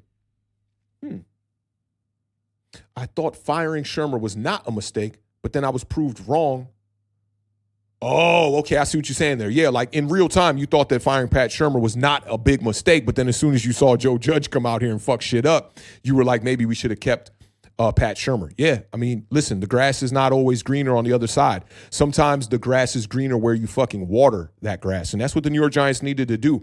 I'm not saying that I was a major advocate for keeping Brian Daboll going into next year, but it wouldn't have bothered me with the continuity and the chemistry that we were seeing being built with Jaxson Dart. Remember, go all the way back to the week 4 game, I believe it was, when Jaxson Dart finally got his first start, and I said, this is a good thing. Even before that, I was saying it would be a good thing to start Jaxson Dart at least by the time we get to the Philadelphia Eagles game, because if Jaxson Dart and Brian Daboll could go out there and prove they could beat a team like that within the division, a team that I had picked to win the division at the beginning of the year, it would speak volumes, and it did. Think about the temperature and the temperament around the conversations when Brian Daboll went out there and he beat Justin Herbert and the Chargers, and he beat Jalen Hurts and the Philadelphia Eagles, how people were looking at the New York Giants. Very different than the way they're looking at them today. Let's see. Ridiculous Nicholas says, exactly, Bowen was horrible. I don't like Daboll at all, but should have gave him the year. Screw Dart. And that's where I'm at with it. For everybody that's giving pushback in the chat, mainly H-Town and a few others in the chat that are giving pushback, right? Is there an instance? I'll ask you. I won't phrase it as a definitive thing. I'll ask you.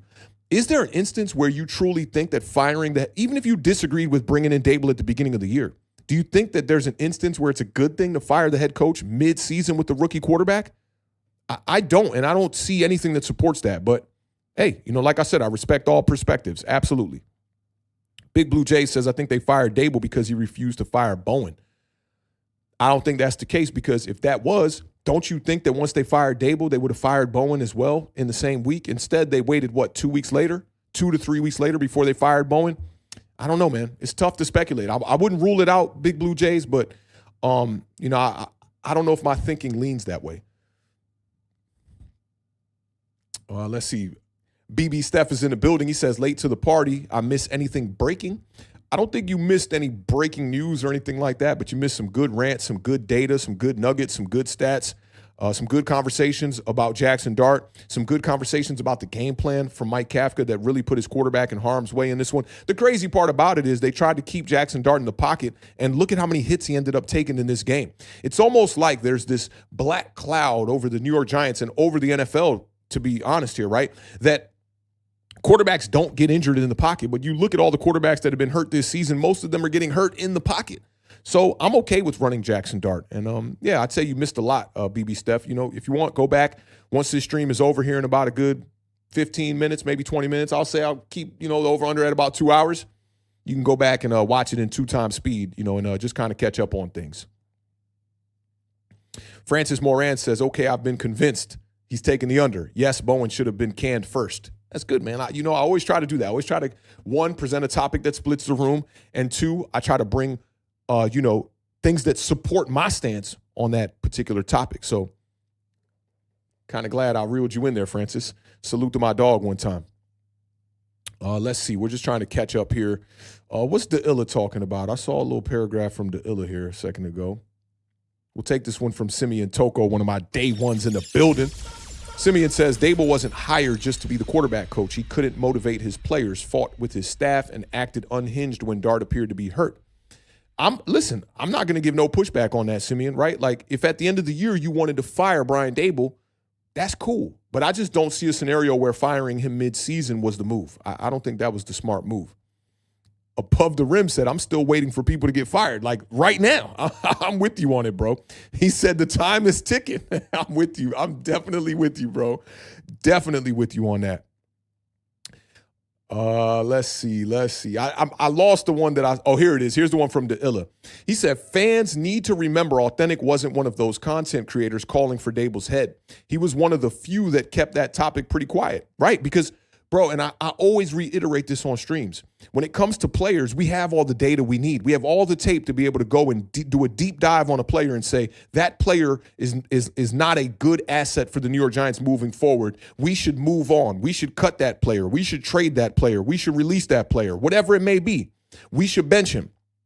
When it comes to coaches, all you get is the results on the field. All you get to see is the antics that you get to see on the field. But you truly don't get to know what's going on behind closed doors.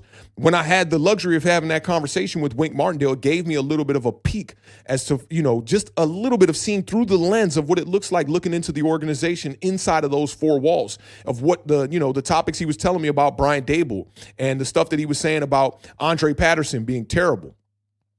Outside of that, I don't have the information necessary to know what's going on between those four walls. Maybe a little bit from Hard Knocks and going back and revisiting Hard Knocks, seeing Brian Daboll walk into the office with Joe Schoen and going, hey, look, man, this guy Shane Bowen, he's top 10 in rush defense. He's top 10 in red zone. He's top 10 in blah, blah, blah, blah, blah, blah, blah. And that being the first time, you could tell it was the first time that Joe Schoen had ever seen those numbers. And then Brian Daboll followed that up with, yeah, we should hire this guy.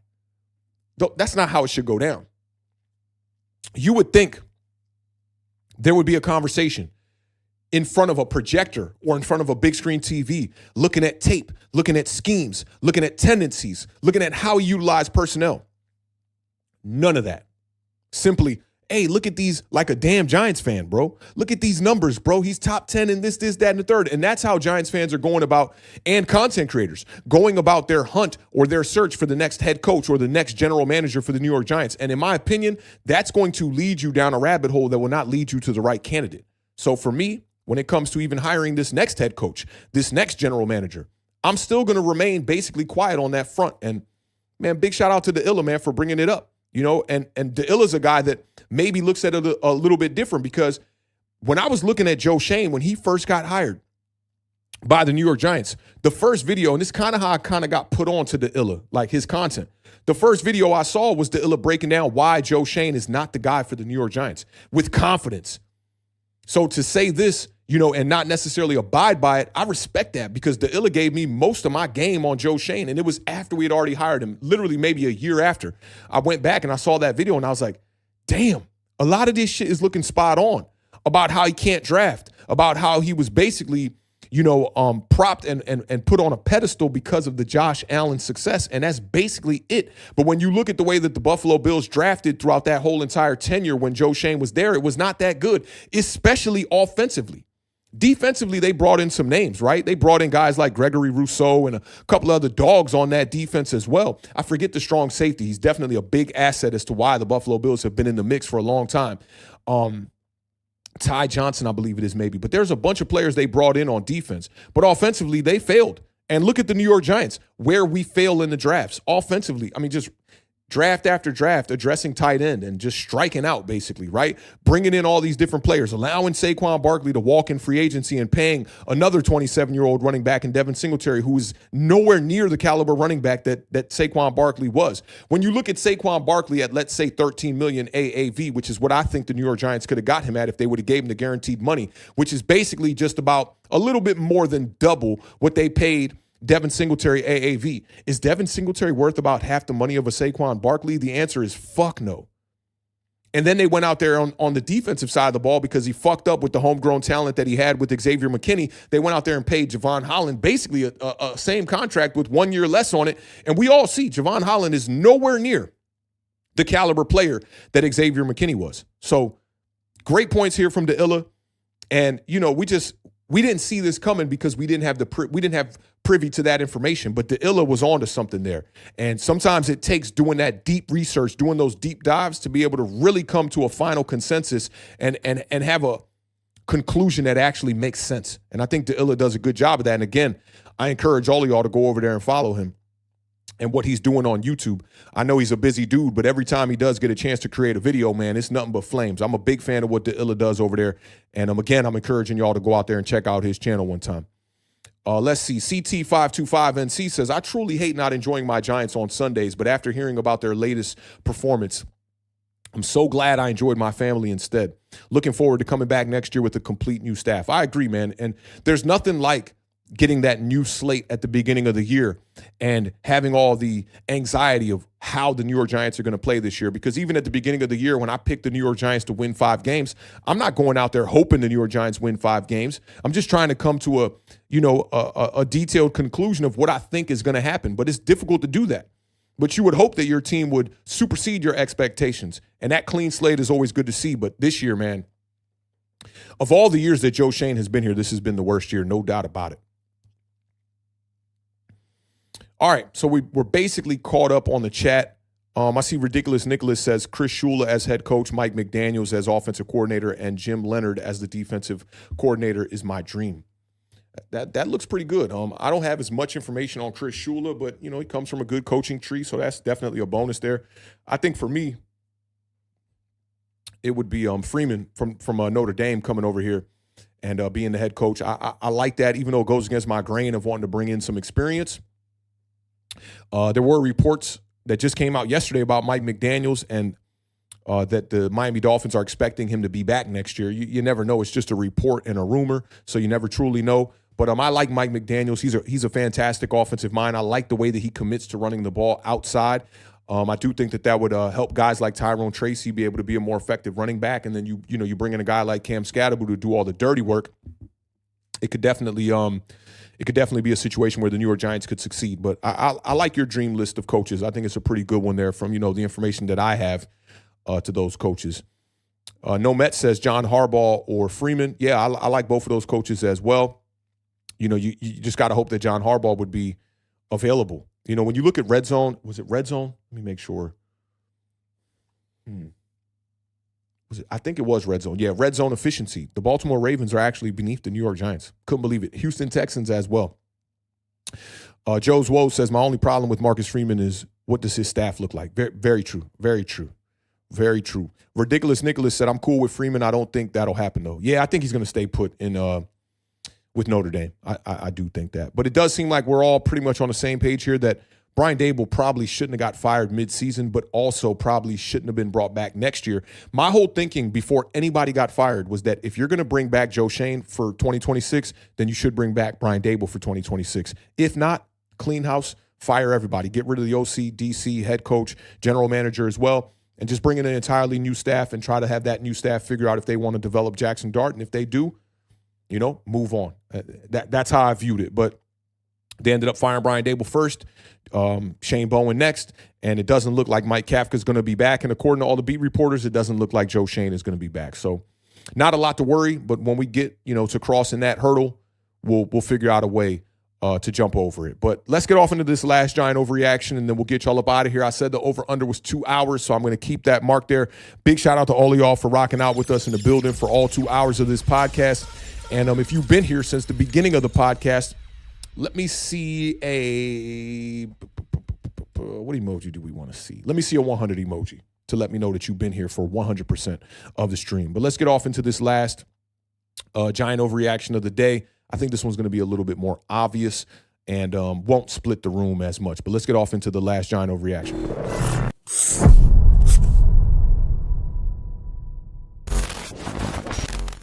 Man, I could talk ball with y'all for another 2 hours. I'll keep it real with y'all. Like when I build notes for the show, I like to have a few extra topics that I like to talk about. And I kind of just took a little peek at one of the extra topics. And we might say fuck that 2 hour mark. And we might talk about one last topic after this last giant overreaction. But let's talk about this one here. This one is from Colin Coward. And, I like Colin Coward. I'm a fan of Colin Coward, actually. And I think he gets a little bit too much hate.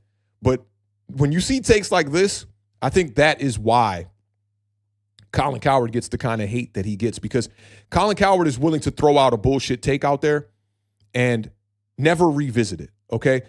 You look at earlier this season, this dude was in love with Jaxson Dart during the stretch where Jaxson Dart was playing extremely well. Oh, the Giants got their guy. You look at earlier on in the season, this dude was saying that Bo Nix is basically falling apart. And then a month later, I forget who it was that chopped this up on Twitter. A month later, Colin Coward's talking about, oh man, Bo Nix is one of the greatest up and rising quarterbacks in the league right now. Sean Payton has his guy. And Sean Payton and Colin Coward are homies as well. Bunch of flip-flopping, right? But he said the Giants should trade Jaxson Dart and draft Fernando Mendoza with the number 1 pick. He said, you absolutely take the 6'5" quarterback. Coward said he spoke to an NFL coach that said Fernando Mendoza is the easiest guy to scout ever because Indiana runs pro concepts within their offense. Man, I think that is such a crock of bullshit. For me, I can only speak from my experience of evaluating quarterbacks. The most difficult quarterbacks to evaluate and how they will transition into the NFL are the quarterbacks that don't have a spectacular characteristic that jumps off the screen like a Fernando Mendoza, who, in my opinion, plays the game a lot like a Jared Goff, but not like a Matthew Stafford. Like, arm strength is one thing, and I do think that Fernando Mendoza is a fairly accurate quarterback. I've not gotten to my true evaluation and assessment of Fernando Mendoza, but I saw him in person. I filmed him at the Maryland game, and I was on their sidelines a lot of the time. He's a great leader. The team looks up to him. I thought it was interesting that his younger brother was the backup quarterback too, and he got into the game as well. But when I look at Fernando Mendoza, I don't see generational talent. I don't see what we saw in a prospect in a Caleb Williams coming out. I don't see what we saw in a Jaden Daniels coming out. I don't see what we saw in a Joe Burrow. And honestly, I don't want to make this comp, but I just see more Mac Jones in Fernando Mendoza than I see Joe Burrow in Fernando Mendoza or Jared Goff or Matthew Stafford, the guys who are excelling on a high level from the pocket. So if he's not a generational talent, what is the point in moving off of Jaxson Dart? In my opinion, this is not a Justin Fields situation when the Chicago Bears had the opportunity to go out there and draft Caleb Williams. They were looking at a generational talent on the board there. And if they should have passed up on their quarterback, I also think that Jaxson Dart, I got to tiptoe. I got to tiptoe at my words here because Jaxson Dart, the running capabilities, it does remind you a little bit of Justin Fields. Not as much as like a breakaway type of runner, but struggling with the passing concepts. I think we'll know in 2 to 3 more years if Jaxson Dart is more Justin Fields than he is another quarterback. But I just think that with this situation with Fernando Mendoza, it's not a apples to apples comparison because Fernando Mendoza does not look like a franchise quarterback to me. Now, the only other time, I brought this up earlier, that we've seen a team draft a quarterback in the first round in the top 10 and then turn around the next year and draft another quarterback in the top 10 and then part ways with the quarterback they drafted in the top 10 from the previous year was the Arizona Cardinals. Josh Rosen, in his rookie season, was sacked 45 times. His QBR on the year was 24.1. He threw 14 interceptions and 11 touchdowns in 14 games. So he basically threw an interception per game. He ended the year with a completion percentage under 60 at 55.2. That is the drastic, dire circumstances that the Arizona Cardinals were in when they decided to draft Kyler Murray with the first overall selection in 2019. I don't think that this is where the New York Giants are. So I don't think I need to spend too much time on this one, but I will take a peek at the chat. This is a complete fucking overreaction. And the fact that you have an analyst from a major network spewing this kind of rhetoric is so fucking suspect. I'm going to play you guys a take that I heard from another former New England Patriot in Devin McCourty. And I thought that he just eloquently described what the New York Giants need to do with Jaxson Dart. Take a listen to this take real quick. Let's give him an entire offseason. I think when you come in as a rookie, there's so much going on. You're trying to prove you're worthy of the draft pick. You're trying to win football games. You get an entire offseason to get in there and look at on film the decisions you're making, some of the hits you took. I mean, look at Drake May from last year to this year. We were talking about him taking too many hits. Mike Vrabel comes in as a head coach. I'm sure they had plenty of conversations about him protecting himself. Bo Nix is another second-year quarterback who uses his legs a ton. He has Sean Payton as his head coach that I guarantee you he has had that conversation with him many a times. Yes, scramble, make plays, but do not put yourself in harm's way. Right. I think with Jaxson Dart, it's still so soon that whoever this next head coach is, they're going to be responsible. I think they're going to be able to coach that out of him. He just said that perfect, man. Like, you don't just give up on this type of talent after how many games has Jaxson Dart played? He just had his 10th start. And with the promise that he's shown in the peak of this season throughout those 10 games, you don't just throw this kid away. even if you think Fernando Mendoza could be a guy, you can't live with that kind of regret, thinking about, oh, what if we did this? You got to live with the decision that you make. And if the New York Giants do decide to draft a guy like Fernando Mendoza, in my opinion, I think it would be a mistake in the way that they are building this roster. But this is the thing that we are not in control of. If the New York Giants bring in a new head coach and they bring in a new general manager, and that new general manager says, I want to draft a new quarterback and I want to get rid of everything that the last general manager built here. And that could mean Brian Burns. That could mean Dexter Lawrence. That could mean Andrew Thomas. That could mean Javon Holland. That could mean Paulson Adebo. That could mean Kayvon Thibodeau. Offensively, that could mean Darius Slayton. That could mean Theo Johnson, which we experimented with earlier. This offensive line, I don't think any of them are safe. John Runyon Jr., I believe his wife was in labor yesterday. So, blessings to them on bringing their newborn in on the world. But there's no guarantees that he's going to be here. I want to say he'll be entering the final year of his contract next year. Jermaine Illuminor is due for a new contract. There's so much here. And I see no Mets, no Nets, no Jets, said Malik Neighbors. And he's the one guy that I think, a new GM's going to go, no, we need to keep the Ferrari in the garage for sure. But you just don't know what the next general manager is going to do. And I think that's the scary part when viewing this from a Jaxson Dart perspective. But for me, I would absolutely not draft Fernando Mendoza simply off the strength that I don't see generational talent. I see a lot of average in Fernando Mendoza as an NFL prospect so far. But again, I have not gotten to the evaluation of looking at all his games on the All-22. I'm just letting you know what I saw in person, and I'm letting you know what I saw in the few minimal games that I saw from him this year. But again, we're not in control of these decisions, and the New York Giants tend to make the wrong decision a lot of the time. So, but all in all, I look at this statement here, and I do think at this point, this is absolutely an overreaction. Let me tap in with the chat, and just see how you guys are feeling about it. Oh, I saw a comp that I love in the chat right there. We're definitely going to get to that, but let me just see where you guys are at with it. Shout out Xavier Anderson with the 100. Let me know he's been here the whole stream, man. Big salute to you, fam. All right, we'll start here from with Stacy. Stacy said it's an overreaction. He rage baited a bunch of people. Yeah, man. And I had one of my homies on Twitter that follows what we do over here on Authentic in the Beard saying to me that the New York Giants fan base, he said this at the beginning of the year first. He said if Jaxson Dart goes out there and they throw him to the Wolves too early, the fan base will crucify him. And then last week or yesterday, he popped into my mentions and he said, you see, they're crucifying Jaxson Dart. They want to draft Fernando Mendoza. And I'm like, I don't think that's the general consensus from the fan base. I can't speak for everybody, but from what I've been seeing, I haven't seen people talking about that. And then I found this Colin Cowherd take, and I was like, oh, this is for a lot of those fucking casuals that are just out there watching little clips float around.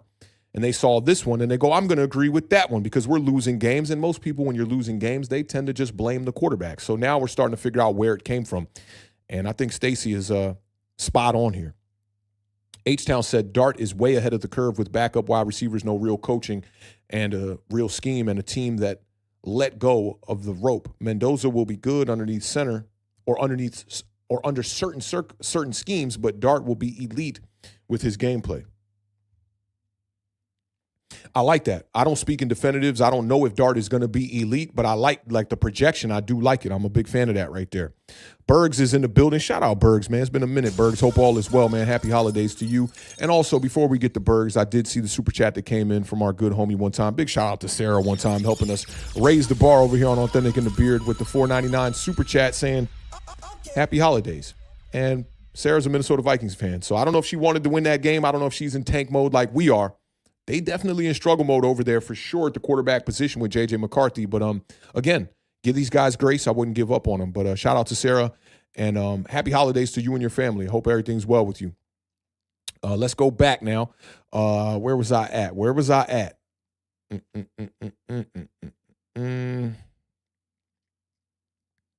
Yeah, it was Bergs. Big shout out Bergs, man. I ain't want to forget you, Bergs. You my dog. You already know what it is. Berg says it's an overreaction. He said we have way too many needs. Dart is a good quarterback. Kafka is just not maximizing him right now. I like that. Genesis says that Ole Miss ran a pro concept. They did. But remember the narrative coming into the draft? Oh, Colorado runs a pro-style offense. That's why Shador is going to be able to come into the league and not miss a beat and all this shit. And these people weren't looking at the tape on Jaxson Dart. It was an RPO-centric offense over there at Ole Miss, and that's exactly what a lot of the NFL teams are doing right now is running, a lot of RPOs as well. And there were things within that scheme that were pro concept. Not everything, obviously, but narratives, man, fucking narratives. They really do get on my nerves. And I had a homie telling me, man, you're trying to build a narrative. I posted Jaxson Dart's statistics going into this week. His statistics versus Daniel Jones' 2022 statistics, which they look basically exactly the same. Dude comes into the comments like, why are you trying to create a narrative that Jaxson Dart's playing bad and all this shit? I'm like, bro, I just posted the fucking stats. I posted the stats so that you could see that Jaxson Dart as a rookie is putting up numbers in 9 games versus what Daniel Jones put up in 2022 in 16 games and got us to the playoffs and literally got Daniel Jones paid $40 million and you're just too fucking stupid to decipher it. It's just people just want to see like the shit that they want to see. They go to social media and they're just at their keyboard, just typing away, man. Like, oh, you're creating a narrative. I never create narratives. I tell people my opinion and I back my opinion with that, with the data necessary. Simeon says Mendoza is Daniel Jones 2.0. A little bit different. I don't think Mendoza has the running capability of Daniel Jones, and I think he is a better passer, in my opinion. So far, I still got to do the evaluation. DeIlla said, people forget that Colin was one of the few people back in 2007 that actually believed in our team. He was constantly telling his listeners to watch out for us. That's good to know. I didn't watch Colin Cowherd back then that much. JDJ said it's an overreaction. Some of these shock media guys say anything. That Cowherd won't say that to my face with my Dart jersey on. I feel you, right? Might had to throw some hands, right? Put some paws on him one time. I definitely feel you. Holmes with Jay said it's an overreaction. The trade Dart and draft Mendoza crowd is dumb as fuck, right? And the media is only perpetuating as rage bait. I agree. No Met says he's taking the push. Who knows anymore? See, this is the thing for me, right? Like, I don't have to wait until we see the results to know that this is a stupid decision to move on from Jaxson Dart. I like to live in the moment and have a real-time assessment that is backed with just facts and also with the data that we have privy to us right now. I don't see any reason the Giants should draft Mendoza. And if they get the number 1 overall pick, think about trading back and having 2 first-round picks. And we are going to go over that 2-hour mark because there's something I want to talk about with that. We'll get to that. Shout out No Mets. Dean says it's an overreaction. I like Colin too, but he's wrong on this one 100% with you. Genesis said Jaxson had 2 bad weeks. Now it's trade Dart. Capital G said he's taking the push. Dart does look a bit overhyped, respectfully. I think he's hyped to where he should be hyped. Like when you see a rookie come in and do these things, man, it warrants a little bit of hype. Like when we saw Jaden Daniels, back half of the season start winning some games. I was like, dude, this kid's got the goods. Felt the same way about Jaxson Dart when he first started a couple of games, and I see the skill set. It's there. This was the one that I loved when I first brought up this overreaction. Sank Zappa said Kirk Cousins. I love this comp because Kirk Cousins is a good quarterback. I think he's still a pretty decent quarterback, even, filling in for Michael Penix right now in Atlanta. I like this comp because that's how it seems Mendoza is going to have to operate, is going to be strictly from the pocket. Bookend Tackle says Mendoza isn't lighting it up. He's good, but he's definitely not a Matthew Stafford. I feel you. Kareem E said he's taking the push. We have 2 wins. All options should be on the table for whoever comes in to have at their disposal. I just want to look at last year's Patriots record.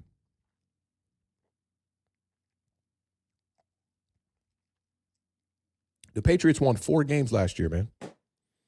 I don't think the 2 wins matters unless you expected this team to win a lot of games. I did not expect this team to win a lot of games. You got to remember, during the draft lead-up process, all we spoke about was how the New York Giants did not address the offensive side of the ball. They literally returned 10 of the 11 starters.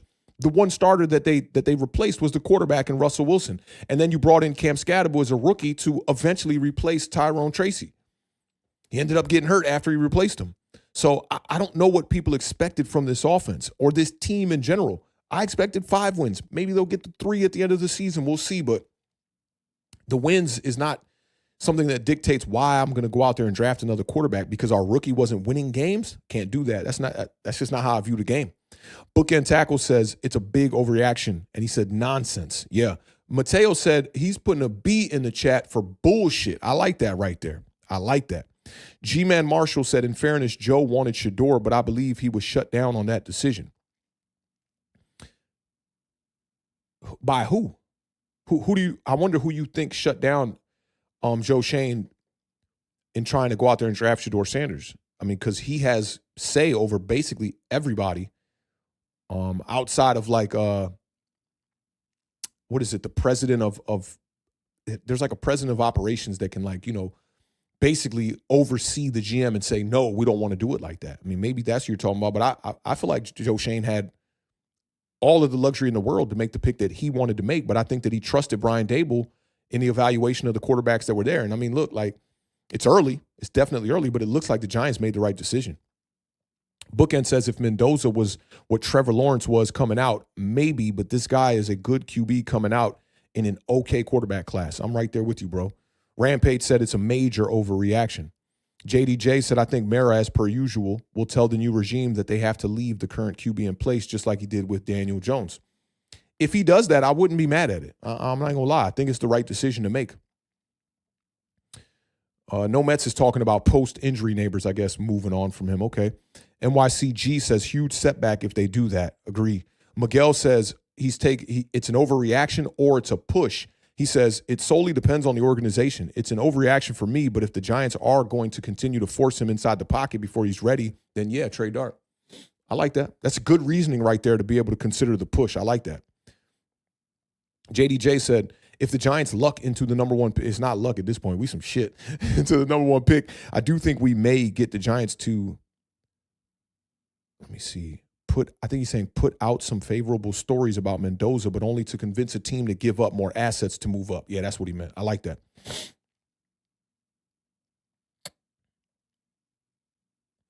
H-Town says, let me see, H-Town says, get a king's ransom for the top pick. Keep Tracy, Scadaboo, Illuminor, Thomas, Tibbs, Burns, Carter, Dex, Andrew Phillips, Flott, Wandale, Daniel Bellinger, Isaiah Hodgins, Malik Neighbors, and add to that core. There's a couple of guys I could go without on that list, but I like the general consensus of it. Bellinger's not a guy that you have to keep, I don't think, but if you're parting ways with Theo, then you probably would. Isaiah Hodgins is not a guy I would move forward with, but yeah, most of those names I do agree with. Larry J said they were in Bad Dog Stream last night with the Mendoza take. Don't know who they were, but they were arguing about it. Probably kids, man. The Illa said, I do believe the Giants should look at every position. Some effort should be put into deciding who the best quarterback option is between Dart and Mendoza. The first pick allows us that option. You have to consider everything on the table, but this is one thing that I would look at as let's go get the haul. If you get the number one pick, I don't think it even makes sense to draft Mendoza. There's so many arguments that go against it, that the New York Giants not being a team that's necessarily ready to win right now either. Why don't you just try to develop the quarterback, build up the roster, get the roster better, and then figure those things out? So, that's something to think about. And Dilla says, I know I'm in the minority there, but that's how I feel on the topic. No doubt about it. We respect it. Off Broadway 369, what's going on, fam? He says, Fennec, you are the Giants general manager and the Jets want the number one overall pick. What do you want in return? Give me 2 first-rounders and maybe some change. Maybe give me a first-rounder and Garrett Wilson. Those type of things. Maybe give me 2 first-rounders and a Breece Hall, something like that. Sank Zappa says Evan Roberts from WFAN also suggested drafting Mendoza. Mendoza reminds me a little bit of Kirk Cousins. Yeah, I remember he was saying that, and he said all things should be on the table. You should consider all things. So I don't know how invested he is in that take. I agree that you should consider all things, but I do disagree that we should draft Mendoza right now. We'll see. Maybe when I get off in the evaluation, that pick will change when I start looking at small 22. Larry J said building a narrative is now another buzzword like grifter. People don't know what it really means. They just say it. Yeah, that's a fact. I think race baiting is like that as well, too. Roland says whoever thinks that's a good idea to trade Jaxson Dart is crazy. I do agree. Holmes with Jay said, Thenick, you said last week that you were sold on the Giants trading the number one pick and that it would depend on general manager situation. What changed? Nothing. Let me see. So, Thenick, you said last week that you weren't sold on the Giants trading the number one pick, and that is, weren't sold is the key word there. Did I say that? Maybe on Twitter I said that. I think I said something about I wasn't in the party of necessarily trading back. But to clarify that, it depends on where we are at. If we're at pick 3, pick 4, that's where I'm not all the way invested in trading back. At pick number 1, I'm trading back. Right now, absolutely trading back. I don't know maybe how things were translated on the last show or last week or whatnot. But if we're picking like 3 or 4, I want to take the best weapon. Like, and we're going to talk about that here in a second, but I would love to take one of the wide receivers that are in this draft at pick 4, maybe pick 5. And that would be the spot where I wouldn't trade back to lose out on some of the upper echelon talent at wide receiver. I hope that cleared that up a little bit. Larry J says, if Dart is traded, he will be an MVP, win Super Bowls, and Mendoza will be like DJ. That's how it works for the Giants. Normally it does, but I don't want to put that juju on Mendoza. But it does seem like everybody's kind of in the same boat here. DeIlla said, I lost track of how many things I've heard Giants fans push back on only to be proven wrong a short time later. So the people putting down the idea of drafting Mendoza potentially, I don't hear you. I mean, I get that because it depends on what you could get for Jaxson Dart, right? If you get a first rounder for Jaxson Dart, that basically gives you 2 first rounders to draft Mendoza. So there's a way where you could make it make sense. But what you're trying to apply it to here, I don't agree with. A lot of the shit that the New York Giants fans have talked about in the past was very obvious it was the bad idea, like paying Daniel Jones, shit like that. You know, even in my opinion, letting Saquon Barkley walk over a fucking $1 million, it's fucking stupid. There are still fans that'll say, oh, man, we did the right thing. I remember people saying it was the right process to trade Saquon Barkley and draft Tyrone Tracy, and that panned out to be absolutely fucking wrong, right? So I think I agree with you on that aspect of it, but with trading the first overall pick, it's weird because I've always been in this bucket. Even with Caleb Williams, I thought that the Chicago Bears were going to keep Justin Fields and just add to the roster, but they didn't do that. So you never know what's truly going to happen. I don't think it's you could support it in a way where it's not an absolute stupid idea. You know, because if you trade Dart and you did get a first round for it, well, you check the box. Now you reset the rookie contract clock on your quarterback again. You got to see Dart for a year. So there are ways to make it not seem as foolish. But I do think in this instance, it's likely that we're going to keep Jaxson Dart as the quarterback. I think it's likely, but, you know, you never know with the New York Giants.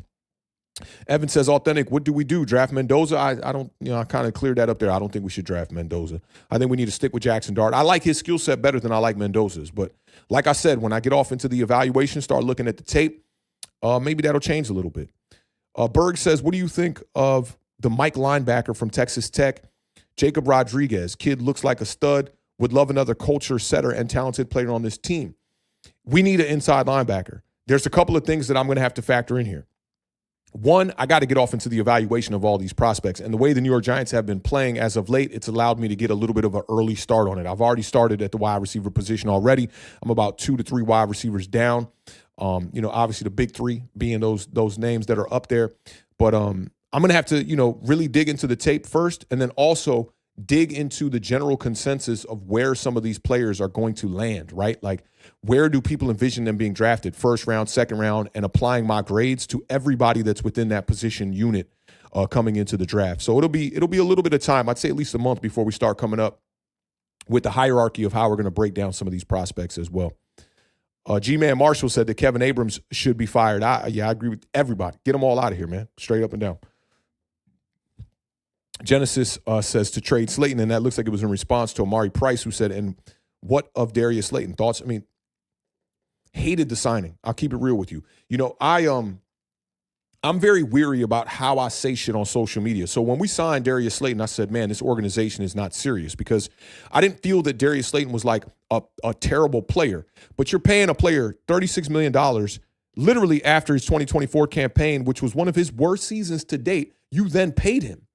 To me, it made no sense. I would have allowed another team to offer a contract to Darius Slayton and maybe tried to match that to just see what was going on. But look at it. Look at Darius Slayton right now. He's having his worst season as a pro. The drops have crept back up into his play, into his skill set, and he's not a part of the future. I love Darius Slayton, the person. He is the perfect teammate, man. And you could see when he dropped that pass, which would have been like a 20-yard, 30-yard pickup on Sunday, it bothered him so bad. He's walking back to the huddle, the camera focused in on him, and he's just like, fuck, like, damn, why me? And I get that.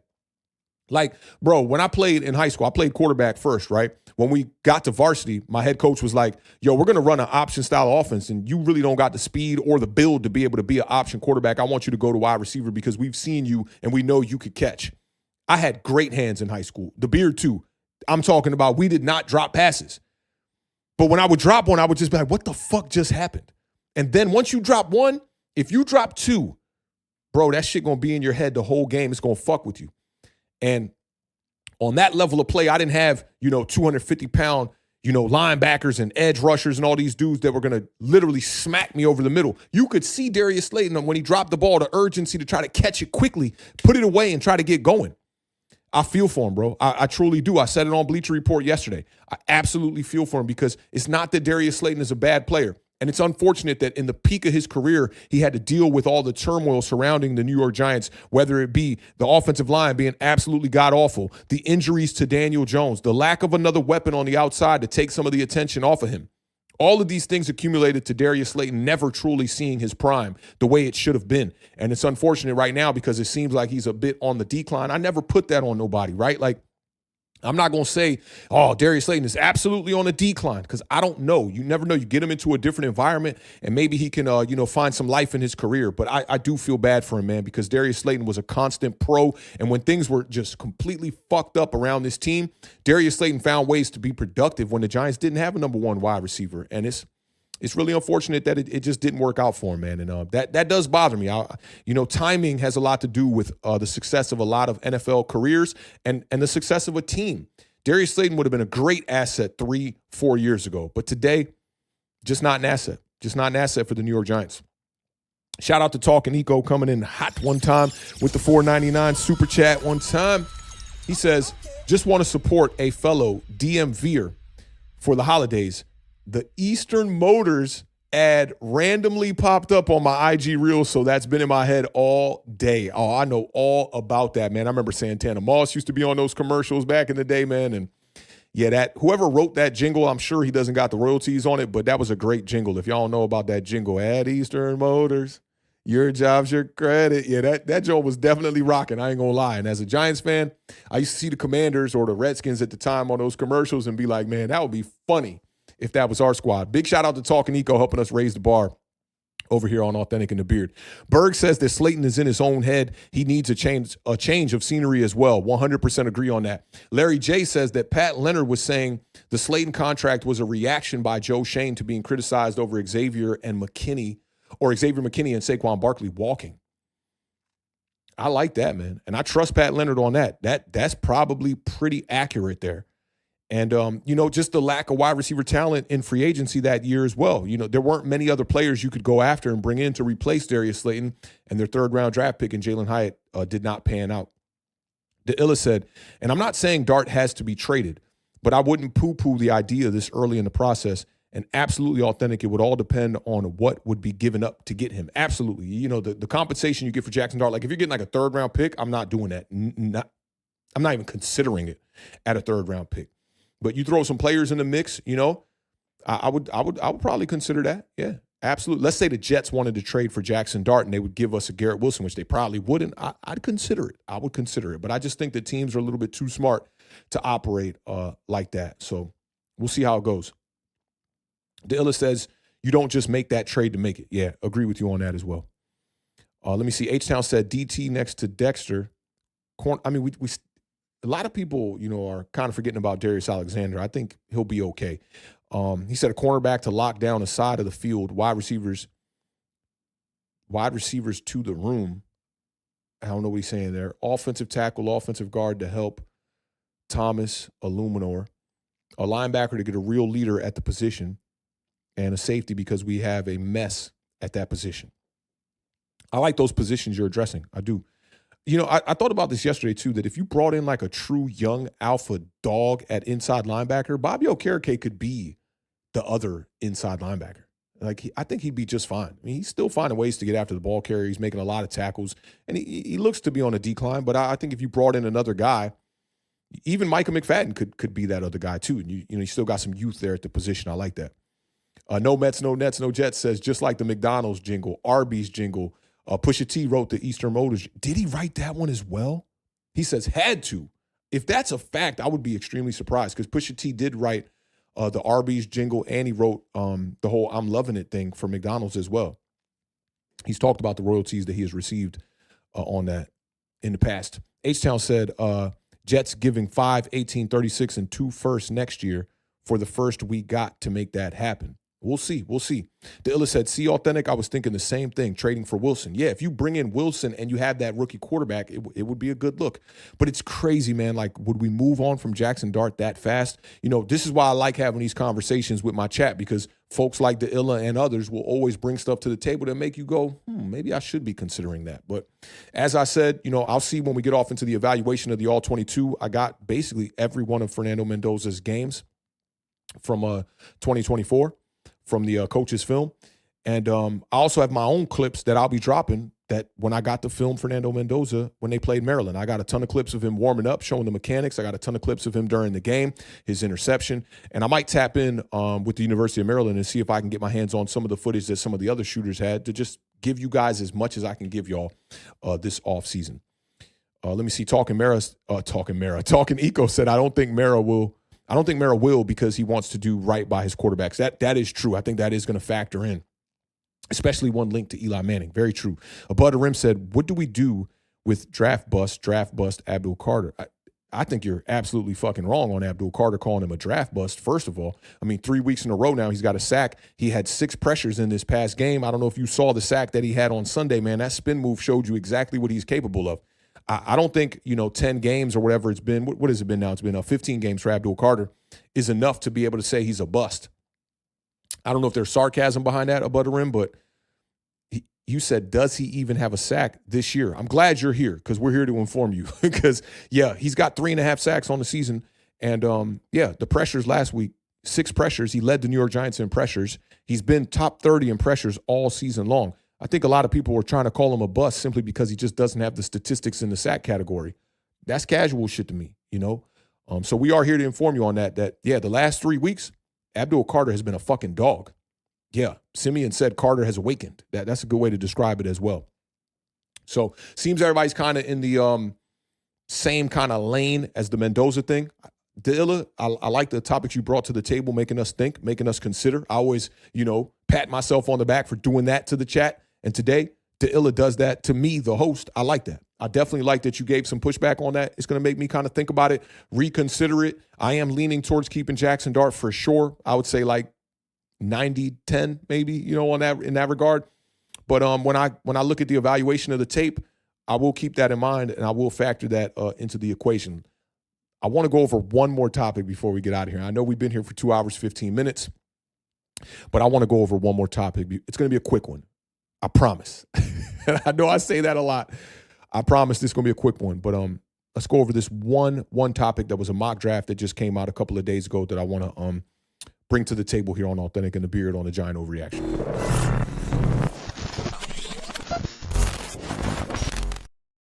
I thought this was a really good topic to talk about, and I do encourage you guys to go check out the full-length stream from Field Yates and from Mel Kiper and Mike Greenberg. They did a whole stream basically picking the top 10 picks and how things could possibly transpire, and this was when the New York Giants first got the number 1 overall selection, which we still hold till this day.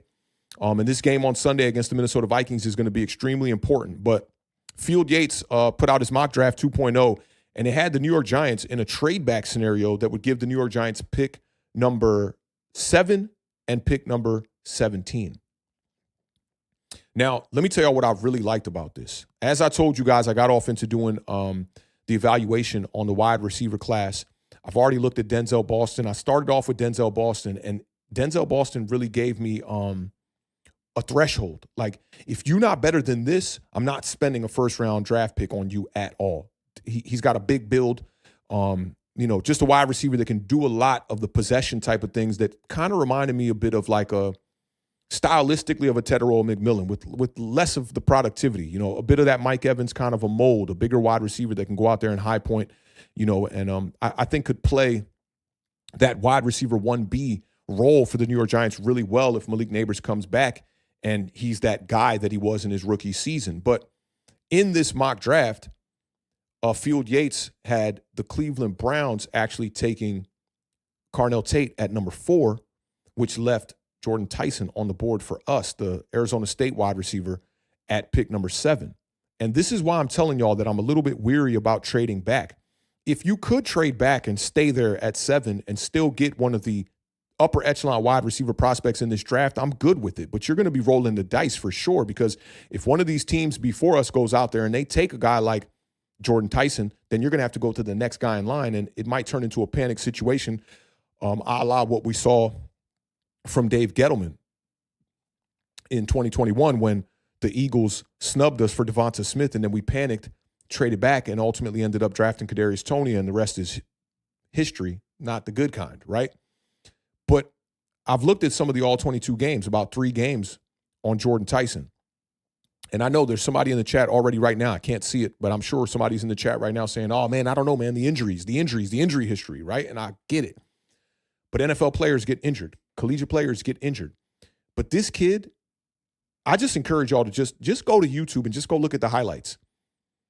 Jordan Tyson, he has that capability to be like one of those ones. Like, he is one of the most explosive wide receivers coming out in this draft, if not the most explosive wide receiver in this draft. I think in the early process here, looking at just the 3 top dogs, in my opinion, at the wide receiver position, at least I'm not looking at slot wide receivers just yet. So there are a couple of guys I'm kind of overlooking. But love what I'm seeing from Carnell Tate. Love what I'm seeing from Denzel Boston. But right now, I have Jordan Tyson as wide receiver 1 in this draft. And if there is a chance that he falls to pick number 7, I'm going to run that fucking card up to the podium, and the New York Giants are going to select Jordan Tyson, because this kid is literally the definition of yak. Like, when he catches the ball, it's all about get it and go. And he's got strong hands. You know, a couple of drops on his tape that I saw, but nothing egregious that makes you go, oh, we got to worry about this guy dropping the ball when he gets to the league. His route running is so nuanced, man. Like, the way that he just sells all of his routes the same way is something that I truly like. And being that we had to deal with the Jalen Hyatt situation, and y'all know that I thought that Jalen Hyatt had the potential to be a wide receiver 1 before we drafted Malik Neighbors. I thought Jalen Hyatt had that skill set. And the one thing that I overlooked with Jalen Hyatt, that I will never make this mistake again, is the way that wide receivers run across the middle on these crosser concepts. If you run across the middle and when you see a cloud safety sitting there, or you see a linebacker on some of these mesh concepts and you try to run around that linebacker, that's going to stand out to me from now on, because Jalen Hyatt is a guy that when he's running across the field, he's not focused on his route. He's focused on what the DBs are doing to try to wiggle room and make his way around the DB and get off of the stem of his route, which that's something that I've just realized since evaluating back then, 3 years ago, whatever that was, that was an egregious mistake on my part. And if you don't have that in your tool bag, I'll never label you as a potential wide receiver 1 ever again. But Jordan Tyson has all those traits. The yak is ridiculous. He's a dynamic weapon. He makes so many spectacular catches. Listen, you remember the pass that Darius Slayton just dropped last week against the Washington Commanders, where the ball, it sailed right over his head. And it's the toughest catch in football, when you have a blind spot where you can't catch it like this and you can't catch it like this. So in return, you have to catch it up. You have to literally, from a vertical 90-degree standpoint, look up and track that ball. You only get about a split second to see it come over your head and react to it. And also, you have to gauge when you first look at the ball this way, when it's in the air. Now you got to gauge where that ball is going to land. So the biggest part to determine is, okay, you make the evaluation when the ball's in the air, looking at it this way. And then when you turn and you go blind, now you have to envision where that ball is going to land. And Darius Slayton had an opportunity to make a big play like that against the Commanders, and he dropped it. It might have been the difference in the game, to be honest. There's a catch on Jordan Tyson's tape on the left pylon in the end zone where he makes a catch over the shoulder that it reminded me of Travis Hunter, where you like, holy shit, this dude is just one of those dogs. If you can bring a wide receiver 1B to this New York Giants offense and still have pick 17 left in the first round, to me, that is the ideal situation for the New York Giants. You bring in a guy like Jordan Tyson and you pair him with Jaxson Dart, Malik Neighbors, and his former ASU teammate Cam Scadaboo, I think this New York Giants offense can start cooking a little bit. And you look at T. Higgins. You look at what T. Higgins does for Jamar Chase. Jamar Chase is a top dog wide receiver in this league no matter what the fuck is going on. But when you bring T. Higgins into the equation, it makes him that much better. It makes Joe Burrow that much better. Look at Joe Burrow's game this past weekend, and then look at the game where T. Higgins was not there just a couple of weeks ago. Compare them. The Giants have needed a wide receiver for years. Even when we drafted Malik Neighbors, we were in a desperate situation. We needed a quarterback, right? But we also needed weapons. When you're looking at Darius Slayton being your wide receiver one, that's an issue. I've always said that's a good thing for Darius Slayton. That's a bad thing for the New York Giants and the New York Giants fan base. So I want to bring in another wide receiver. Right now, it's in the first round.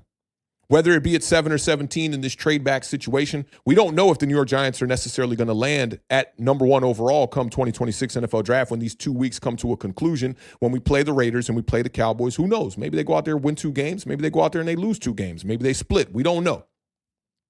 But if they get the first pick, this is why I would like to trade back. You bring in a upper echelon talent like Jordan Tyson, who could basically be a Malik Neighbors light.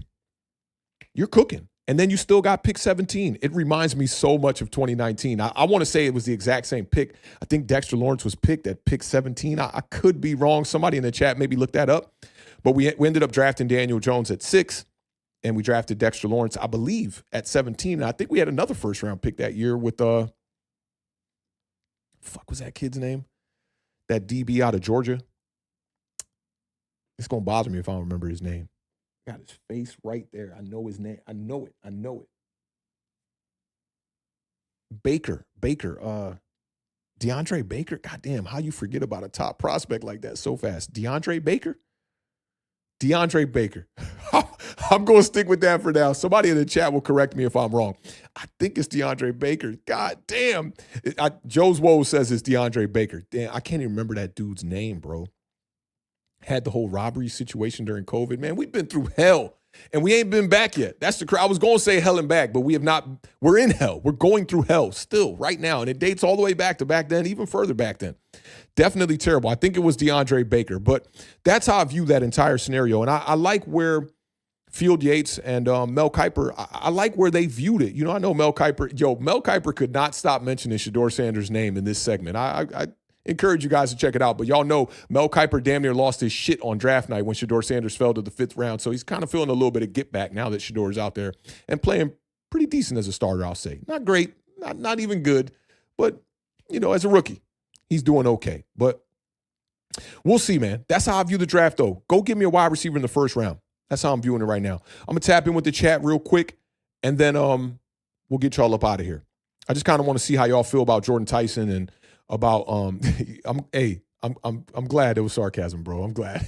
I never know, bro. You got to give me an emoji or some shit, bro. You know, so I know that we're, you know, we trolling or we got some sarcasm in the statement. Big shout out above the rim one time. H-Town says Mendoza will ball out under a certain scheme, but Dart, maybe I already got that. I feel like he already said this and I got that. But he says, but Dart has a heart of a champion and the talent that can go above and beyond when coaches and scheme helps the game be easier for all the players on the field. Agree. Definitely agree. Bookend says, I don't see anything special in Mendoza. That's why when Colin said, you know, some NFL coach told him that these are the easiest quarterbacks to scout because they're in a pro system, I thought it was just bullshit. Like, what are we talking about here? Mendoza is going to be a difficult evaluation. You won't know till he gets to the league. You know, it's just like Tyler Shuck a little bit, even though Shuck had a little bit of a running capability coming out of Louisville. It's like I didn't know how it was going to translate for him. You know, with dual threat quarterbacks, it's always the question of will the running translate to the NFL? With Dart, so far it has. With Mendoza, you're relying on just pocket, you know, just operating out of the pocket, which makes it that much more difficult in my opinion. JDJ said finding a quarterback is incredibly tough, and I'm not sure if Dart is the one, but he's shown a lot of promise in a limited time. And in a dysfunctional situation. We need to see him with an offseason of development. Yeah, I agree, and that's what Devin McCourty was saying. He's spot on. Above the Rim said sarcasm. Coaching staff misused a lot of the talent. Yeah, facts. I'm glad it was, bro. You know, you had me in my feelings, my dog. I ain't gonna lie. Definitely got me there. Stacy says, we're always getting the worst possible players in mock drafts. Tyson is injury. Listen, Jordan Tyson, the worst possible player? What the fuck is you on, Stacy? Are you serious, bro? He said, why would we want that? I get the injuries is a thing. I get it. I understand that. He's had 2 injuries, but he's played 21 games in the last 2 seasons. You know, I came back from a devastating knee injury and still balled out, bro. Like, I get the injuries, but we're always getting the worst possible players. Whew, man, I'm liable to jump through this screen on you, Stacy. Is you crazy, bro? JDJ said, I would love for the Giants to get 2 number 1 picks, but I'd love for them to find a way to get a 2027 first rounder, which is shaping up to be a great draft class. That's a good point, because it could be that. It could definitely be, a couple of first round picks. Maybe it's a next year's first round pick or something. We don't know. So we'll see, man. I just hope that when it all goes down, we are in the best situation possible that maximizes our opportunity to bring in the most talent.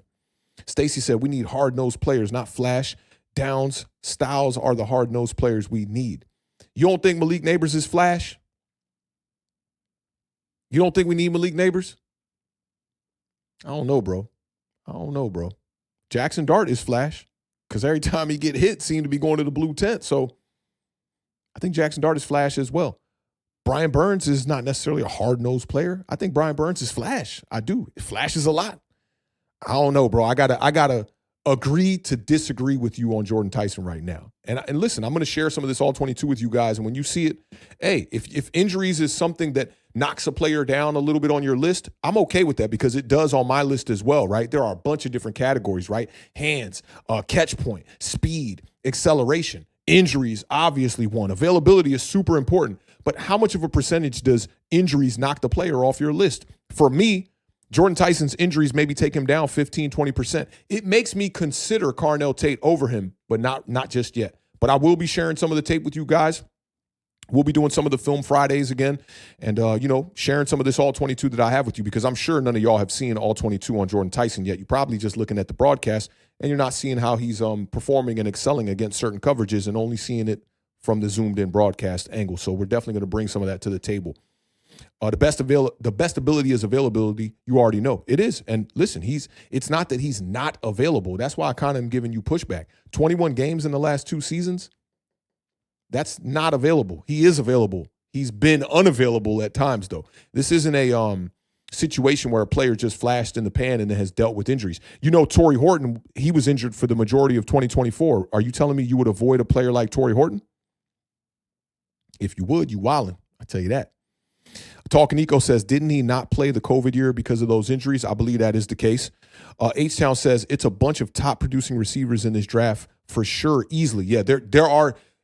I was talking with a homie the other day, and he was like, yeah, man, I want to trade back in the first round. And, first round's not important because there's not a lot of talent in this draft. And, these motherfuckers, yo, you can't just watch ball on Saturdays and come to that determination. So what you're telling me is you're listening to a lot of the other pundits.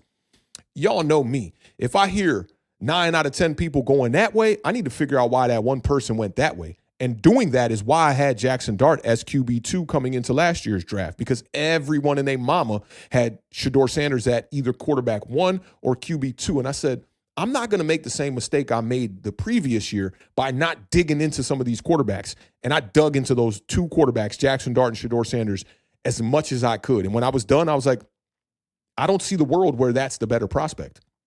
And I went with Jaxson Dart. The Illa says, I'm big on Mekhi Lemon. I know he's not the biggest target, but I think he'll play all over the field. That's who I was thinking about when I was saying I kind of haven't gotten to the evaluation of some of the wide receivers that I don't think fit the mold yet. Mekhi Lemon is the top dog in the smaller wide receivers that I really haven't had a chance to look at his all 22 yet, but he's going to be next in line. Wan'Dale Robinson is not a player that I go, oh, we can't draft over him. Wouldn't do that. So I got to factor in all the slot wide receivers this year.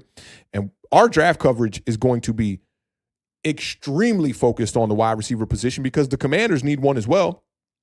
And obviously, the New York Giants need a wide receiver as well. JDJ says, random. If we could get a wide receiver 1B, I'd love to sign Bellinger back since he'll be open a lot more and is sure-handed. We wouldn't need the flashy Theo plays anymore and risk his drop, so we could trade him. I haven't heard anybody talk about this before today, right? So, we're thinking very alike, JDJ. Earlier on in the stream, talking with No Mets, No Nets, No Jets, I said that. I was like, look, while you can, experiment with trading Theo Johnson right now. Otherwise, you're going to allow the rookie contract to just wear out.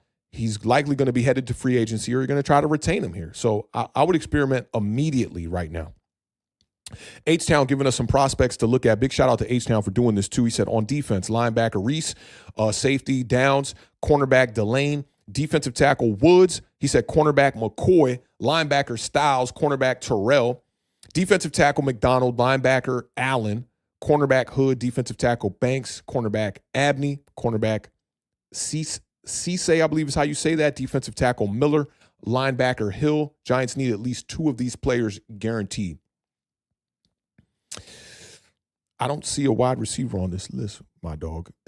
Big shout out to H-Town one time, man. Appreciate you recommending some folks that we can check out, and I'll make sure to take a screenshot of this actually right now. And I'll be digging into some of those players. I'm behind on the draft process because I haven't watched a lot of college ball this year, but we're going to get there. Yeah, we were talking about DeAndre Baker.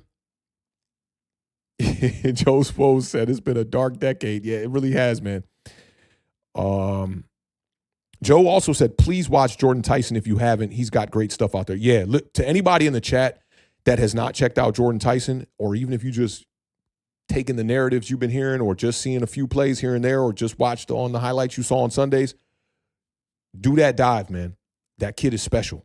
And I pride myself on wide receivers, man. There were a lot of guys that we were talking about last year, Tetairoa McMillan being one we talked about for 2 years, that I would have done everything possible to bring that kid in. He was a straight-up beast. Kyle Williams was another guy. Torrey Horton was another guy. Emeka Ibuka was another guy. Who else is performing out here that we were talking about last year? Luther Burden has had a pretty good start to his year as well. We talked about him a ton. Yeah, there's just been a bunch of guys we talked about last year having success this year. Harold Fannin at the tight end position, another weapon that I talked about a ton on Bleacher Report. Dudes were giving me so much pushback. I'll never forget this dude's name. His name was like Cabs in New York. Gave me so much pushback on Harold Fannin. He's going to be nothing in the NFL. And well, Cabs, if you're fucking listening, and you probably aren't because you're a fucking bozo, yeah, Harold Fannin has been absolutely killing shit in Cleveland right now. And that's with a lot of tight ends in that room as well. I Am Jarrell says, I love draft talk. Then about to dive on. Shout out Stacy. Yeah, he's shitting on Jordan Tyson. Sometimes I got to watch how I word this because Stacy, my dog, that's one of my dogs in the chat, always popping up, always rocking out with us, right? But sometimes when we don't have all the necessary tape, necessary information, it can yield that kind of an opinion. If injuries are something that rules you out from considering a prospect, then, so be it. That's where it's at. But Torrey Horton missed basically all of 2024. That dude is a walking weapon right now. Let's see. Shout out Sarah with the super chat one time. The $9.99 version of the super chat. Sarah said, I just want to see my quarterback improve, which he has the last couple of weeks. Yeah, the thing about JJ is that he's also not played a lot of games. It was just his 9th start on Sunday. He's got to stay healthy. That's definitely a thing. And get rid of the boneheaded plays. Like he took a sack. I forget when it was. It was the one that Chauncey Golston had. And he took a sack where it was like, bro, what the fuck are you doing, man? Just get down or get the ball out of your hands. He like spun backwards into the tackle. There are just things on his tape where you go mental lapse. The fumble, the strip sack fumble that was returned. It's a screenplay to the left side to Justin Jefferson. You got a free man blitzing on the right side. You called the protection. You know he's going to be a free man. You see the screen's not there, and then you just like hold the ball, pump fake, boom, take a big hit, lose the ball. Literally the only reason why the New York Giants were in that game was because of that play. So, yeah, he's progressing. I'm wishing the best for him. There are things, though, that I'm seeing that are, big reason why I didn't want to take him at 6 in 2024 either. And I thought it would have been a mistake for the Giants to draft him at 6. I like the approach that the Giants put out there, which was go out there and get Malik Neighbors. I think we did the right thing passing on a lot of these quarterbacks, to be honest. And in real time, I didn't feel that way. But shout out, Sarah. We appreciate you helping us raise the bar over here. Above the Rim says, would you take a shot at Ryan Williams if he entered the draft? Yeah, absolutely. All things are on the table for me, all these prospects right now, to be honest. But Ryan Williams, absolutely. Berg says, not so fun fact. Since 2017, the Giants have the most losses in the league. This includes an 0-16 season from the Browns. Eek. Definitely not a fun fact there. Let's see what DeIlla is talking about. DeIlla said, I'm pretty sure Jalen Naylor will be a free agent this year. Could be a good pickup if he is available. Yeah, he had the big drop in his game. I thought that was just an egregious drop on the it wasn't the first possession because that one was Jordan Addison, but the next possession he dropped a critical one as well. And talking about DK, yeah, that's another one we could pick up as well.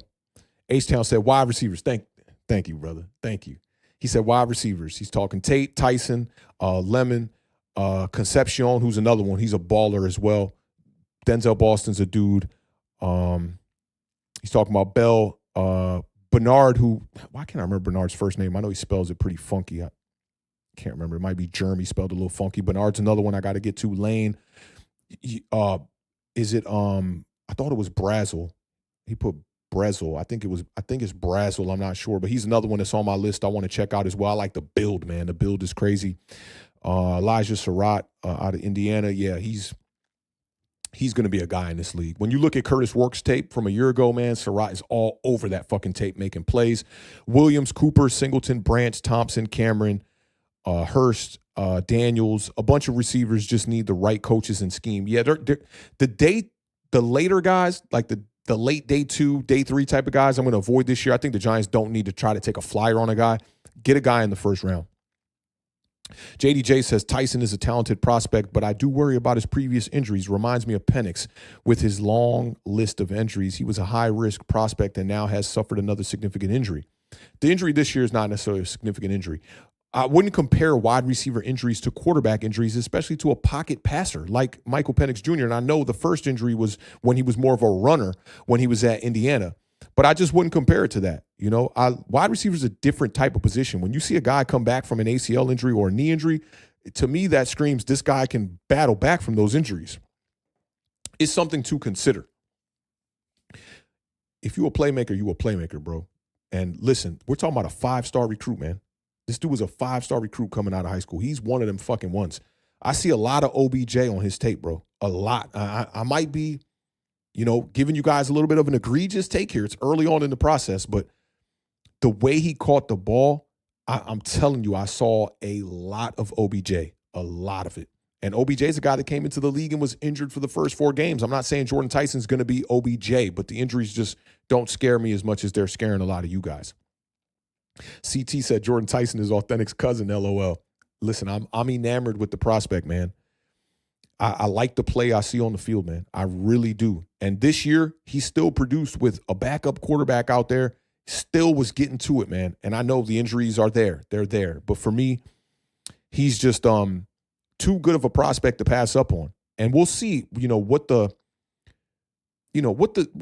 temperature is around him as we get to the draft, because who knows, they might be like, yo, Jordan Tyson's going to go somewhere in the late first round. And if that's the case, then you don't have to spend a high draft pick on him. And those are the things I want to wait to come out before I, come to a definitive conclusion, to be honest. Off Broadway said, I don't want no 50-50 ball wide receiver. I'll take a wide receiver 1A. That's what Tyson is, to be honest. Yeah, he can do the 50-50 stuff as well. But, man, there's one play. And when I do a breakdown on him and we start tapping into the film, there's one 10-yard gain from Jordan Tyson on his tape from 2025 where I was like, I'm sold. Catch and go. Yak. I'm telling you. Jart12 says, was Omar Cooper the guy who Gridiron said was Malik Neighbors 2.0? Not 100% sure, to be honest. Stacy, this is what I'm talking about. My dog Stacy right here, man. This reminds me of the Wood. Y'all remember Stacy from the Wood? So he says, yes, Horton is a beast and wasn't drafted in the first round either. That's all I'm getting at. Our defense lost us multiple games when we had the lead. That's why I would draft defense or a wide receiver. Or over. I'm not sure if you're saying or over a wide receiver. Horton was a beast, but you got to think about the timing of his injury. He missed out on the entire year. Jordan Tyson, that wasn't the case for him in 2025 this year. He didn't miss the entire year, so his draft stock is not going to fall as far as Torrey Horton did. Torrey Horton was arguably a first-round wide receiver in 2023. He came back in 2024. He ended up getting injured. A lot of people forgot about him. He fell in the draft. We didn't forget about him. Shout out to Jay Gadsby. Sarah says the wide receivers on both teams were dropping passes like I drop deuces. I don't even like thinking about females dropping deuces, Sarah. Don't put that vision in my mind, okay? Don't put that vision in my mind. But I definitely hear you. Y'all were dropping hella passes in this game. Yeah, it's Jeremy. I thought it was. Spelled all funky, yeah. Joe says, I like Elijah Surratt a lot too. Yeah. I got a chance to talk to him at that game. He was on the sidelines dealing with an injury. And as the game was coming down to the fourth quarter, winding down, and my camera records all my conversations. So not only do I have the Wink conversation, but I have the conversation with Surratt. And I posted the conversation with Emmett Johnson, the running back out of Nebraska, where I told him, I said, bro, you going to the league. I stopped him as he was dapping up all the fans on the Nebraska sideline. And I stopped him and I said, that was you a running back, bro? He was like, yeah. I said, man, you going straight to the fucking league. And he's a top 3, top 5 running back if you want to play it safe.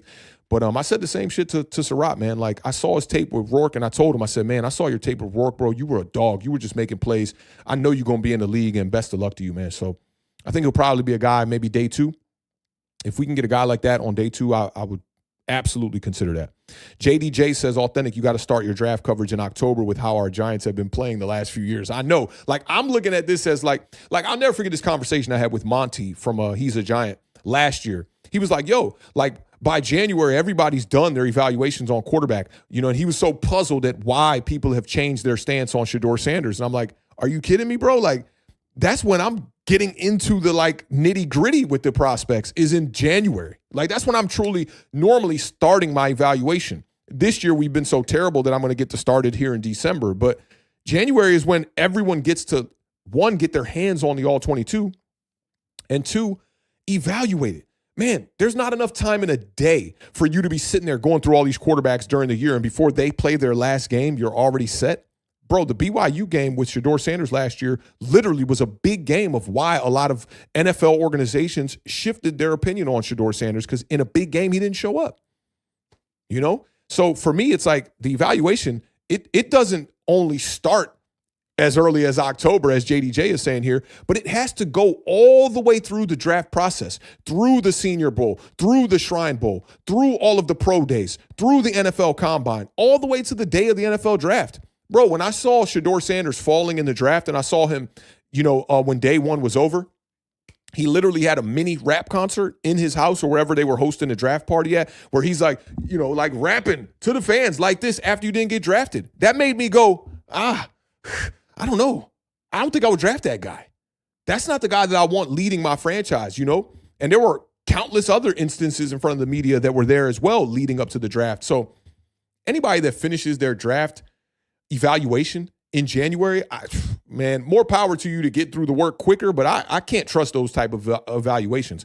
This is why, like, Todd McShay was my favorite content, leading up to the entire 2025 NFL draft, because he, till the day he was going through it, and I love that kind of draft coverage, not the kind that's like, we got our quarterback 1 in October. How the fuck do we know we have a QB 1 in Cam Ward, Shedeur Sanders, Jaxson, whoever it is, in October?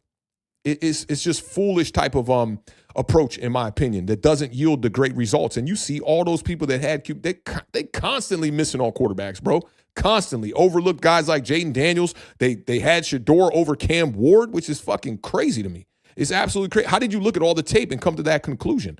I just don't get it. Even with J.J. McCarthy, he's another one that, I see Sarah talking about him, saying Naylor's his guy. But I don't know how people went through all those games. I like the skill set, don't get me wrong, and I thought that he could be a future franchise quarterback. But what makes you look at a guy like that and go, I'm taking him over Jaden Daniels, Michael Penix? I understand the injuries with Michael Penix. I get it. But when you look at a pure thrower of the football, it's Michael Penix all day for me, all day.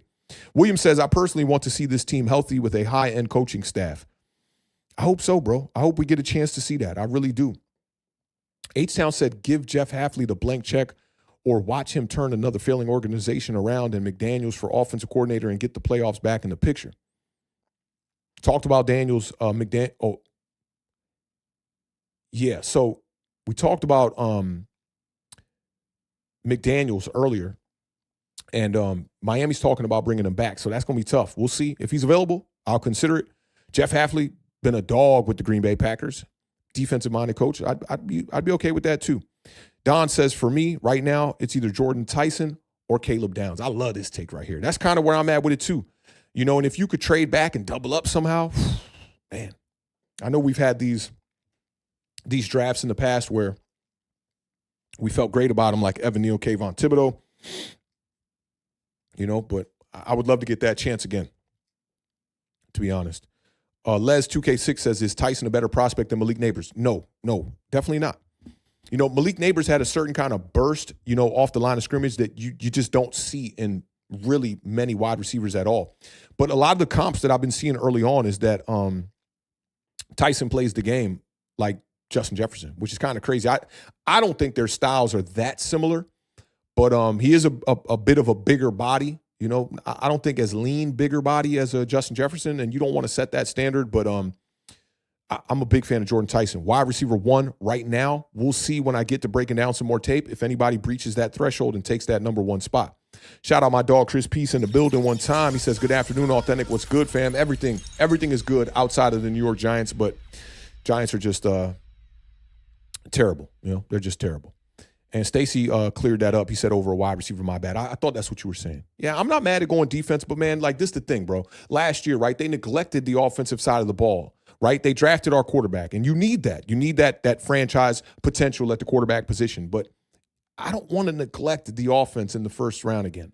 I know Jaxson Dart was drafted in the first round, but I want to spend a high pick on a superstar level type of talent out there and give us that chance to have another guy on this offense to be able to score.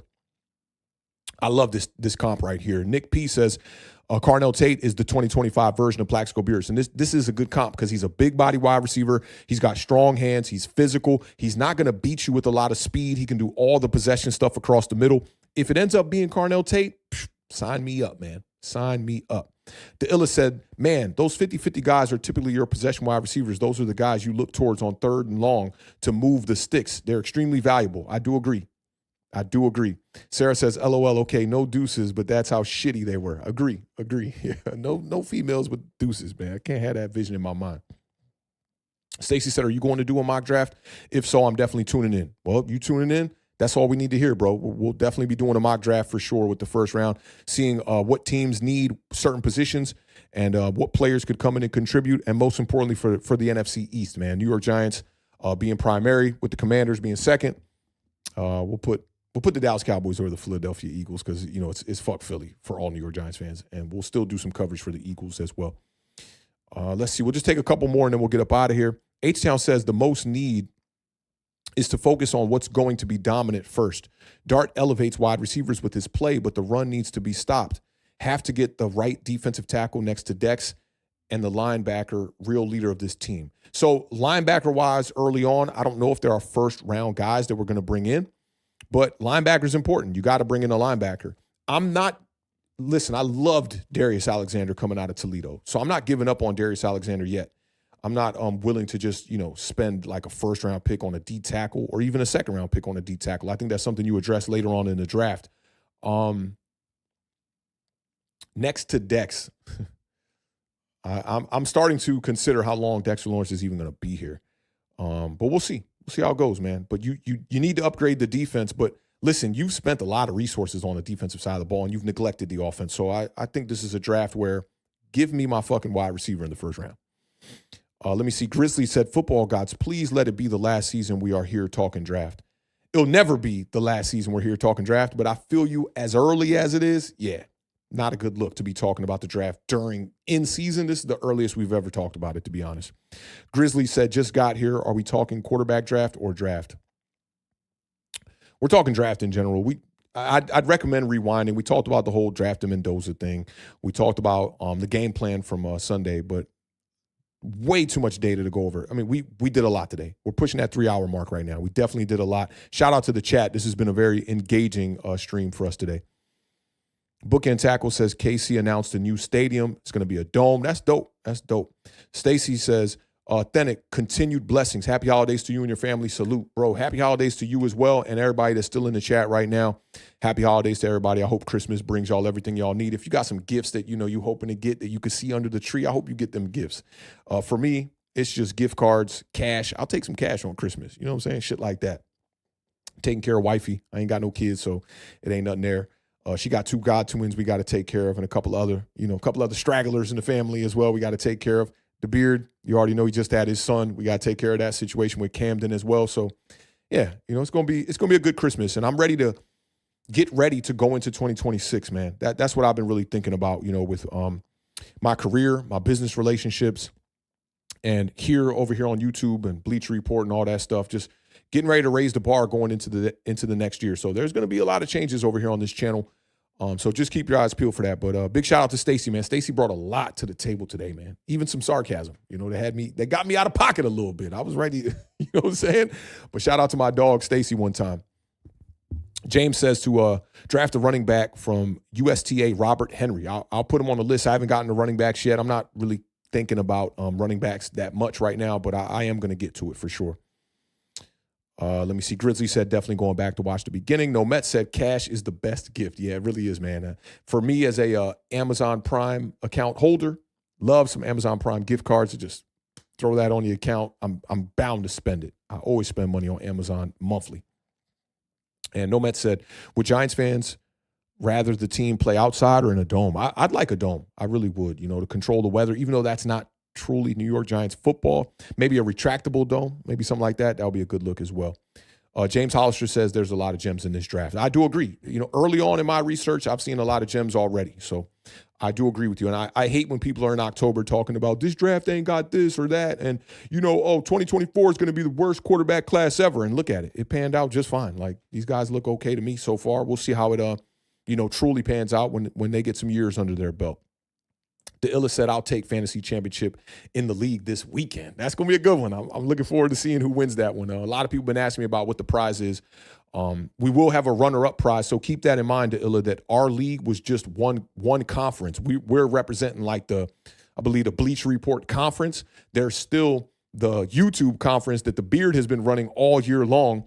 So we're going to take both winners and we're going to put them up against each other in this final weekend as well. So your score, keep in mind that you want your score to be the highest score as well so that you can get the first place prize. The runner-up will get a prize as well. We're going to put together a package of a bunch of goods and basically send you guys a care package. The winners, second place care package will be a little bit smaller than the first place care package. So best of luck to you to the Illa in the championship.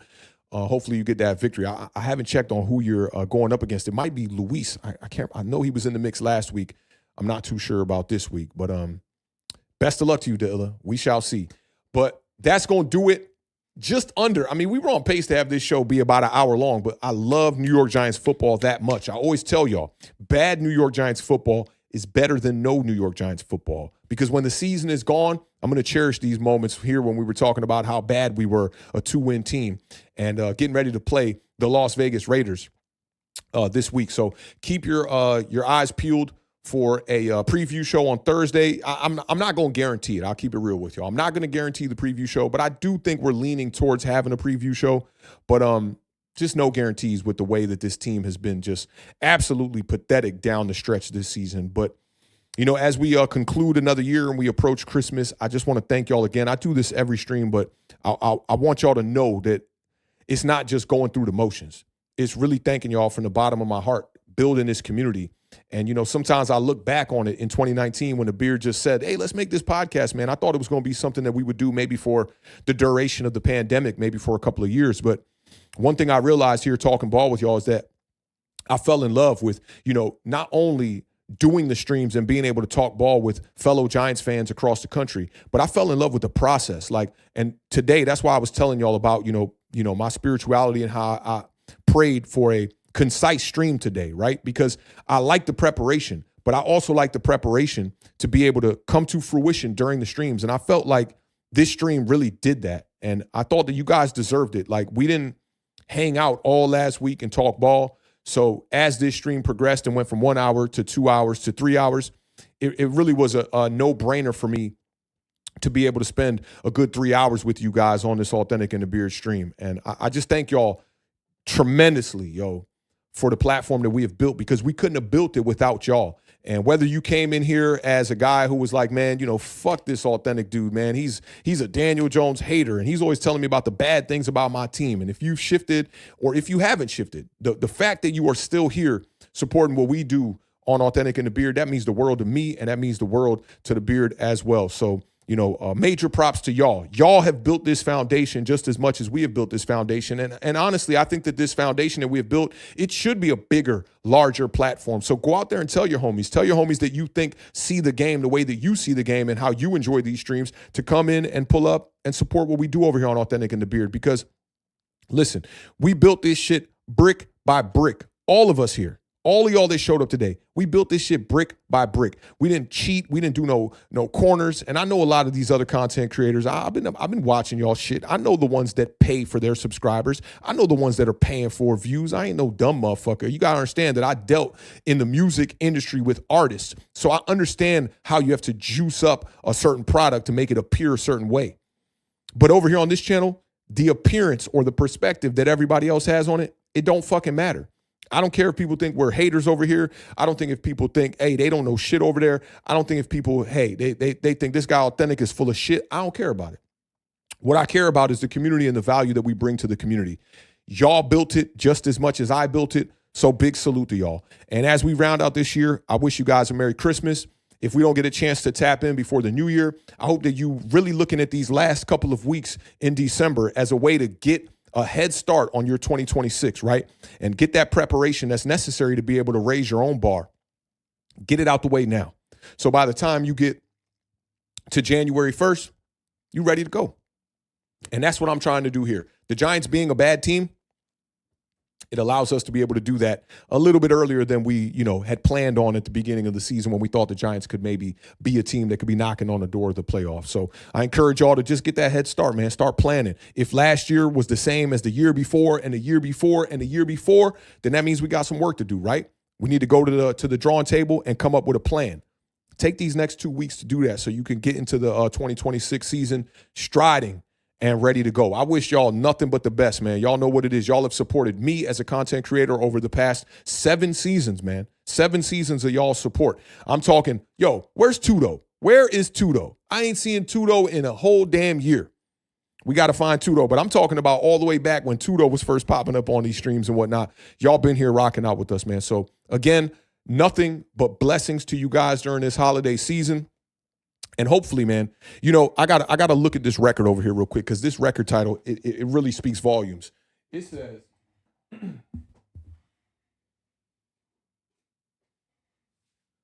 All Things Must Pass. It's one of the albums that I've kept up on my record shelf for years. Just like the cover. Wasn't even familiar with the artist, but just like the cover. All things shall pass. They will. This season that we're in here with the New York Giants and how bad we have been, it's going to pass. And when it does pass, it's going to be fucking amazing, man. I truly cannot wait. Let me just make sure I got everything handled on that end. We do. So we can close out this show. Again, I appreciate y'all, man. Y'all know how we end every show over here on Authentic in the Beard. Keep raising that bar. Keep living those dreams because the universe flows in Technicolor and surround sound. And a life without dreams is a life in black and white. Rest in peace to the podcast GOAT. Literally the anniversary of his death was just this past Saturday. Rest in peace to the New York legend, Combat Jack. Goated, man. Straight goated. He is the reason why I feel so confident in continuing this podcast because he instilled a lot of the avenues when there were none for people like us, at least in my culture, to be able to come up here and be able to talk on a podcast as religiously as we do. So big shout out to y'all, man. Again, appreciate y'all, man. I appreciate y'all spending y'all time here with us. Y'all know what it is. I see you, Francis. He said, thank you, Authentic. Make a plan and work your plan. We got to put that on the screen, man. We got to put that on the screen right there. Make a plan and work your plan, bro. Don't just rely on motivation because sometimes motivation not going to be enough. You need regimen. You feel me? You need that routine. You need to be able to set that plan and go, man, no matter what I'm feeling today, the plan says I got to go out here and do this, man. Big salute to y'all, man. Y'all are always dropping gems in this chat. I'm going to catch y'all on the flip side. Like I said, we might be here on Thursday for the preview show. If not, I'll see you when I see you, man. Y'all stay blessed. Again, have a Merry Christmas. I'll catch y'all on the flip side. Be easy, y'all. Peace.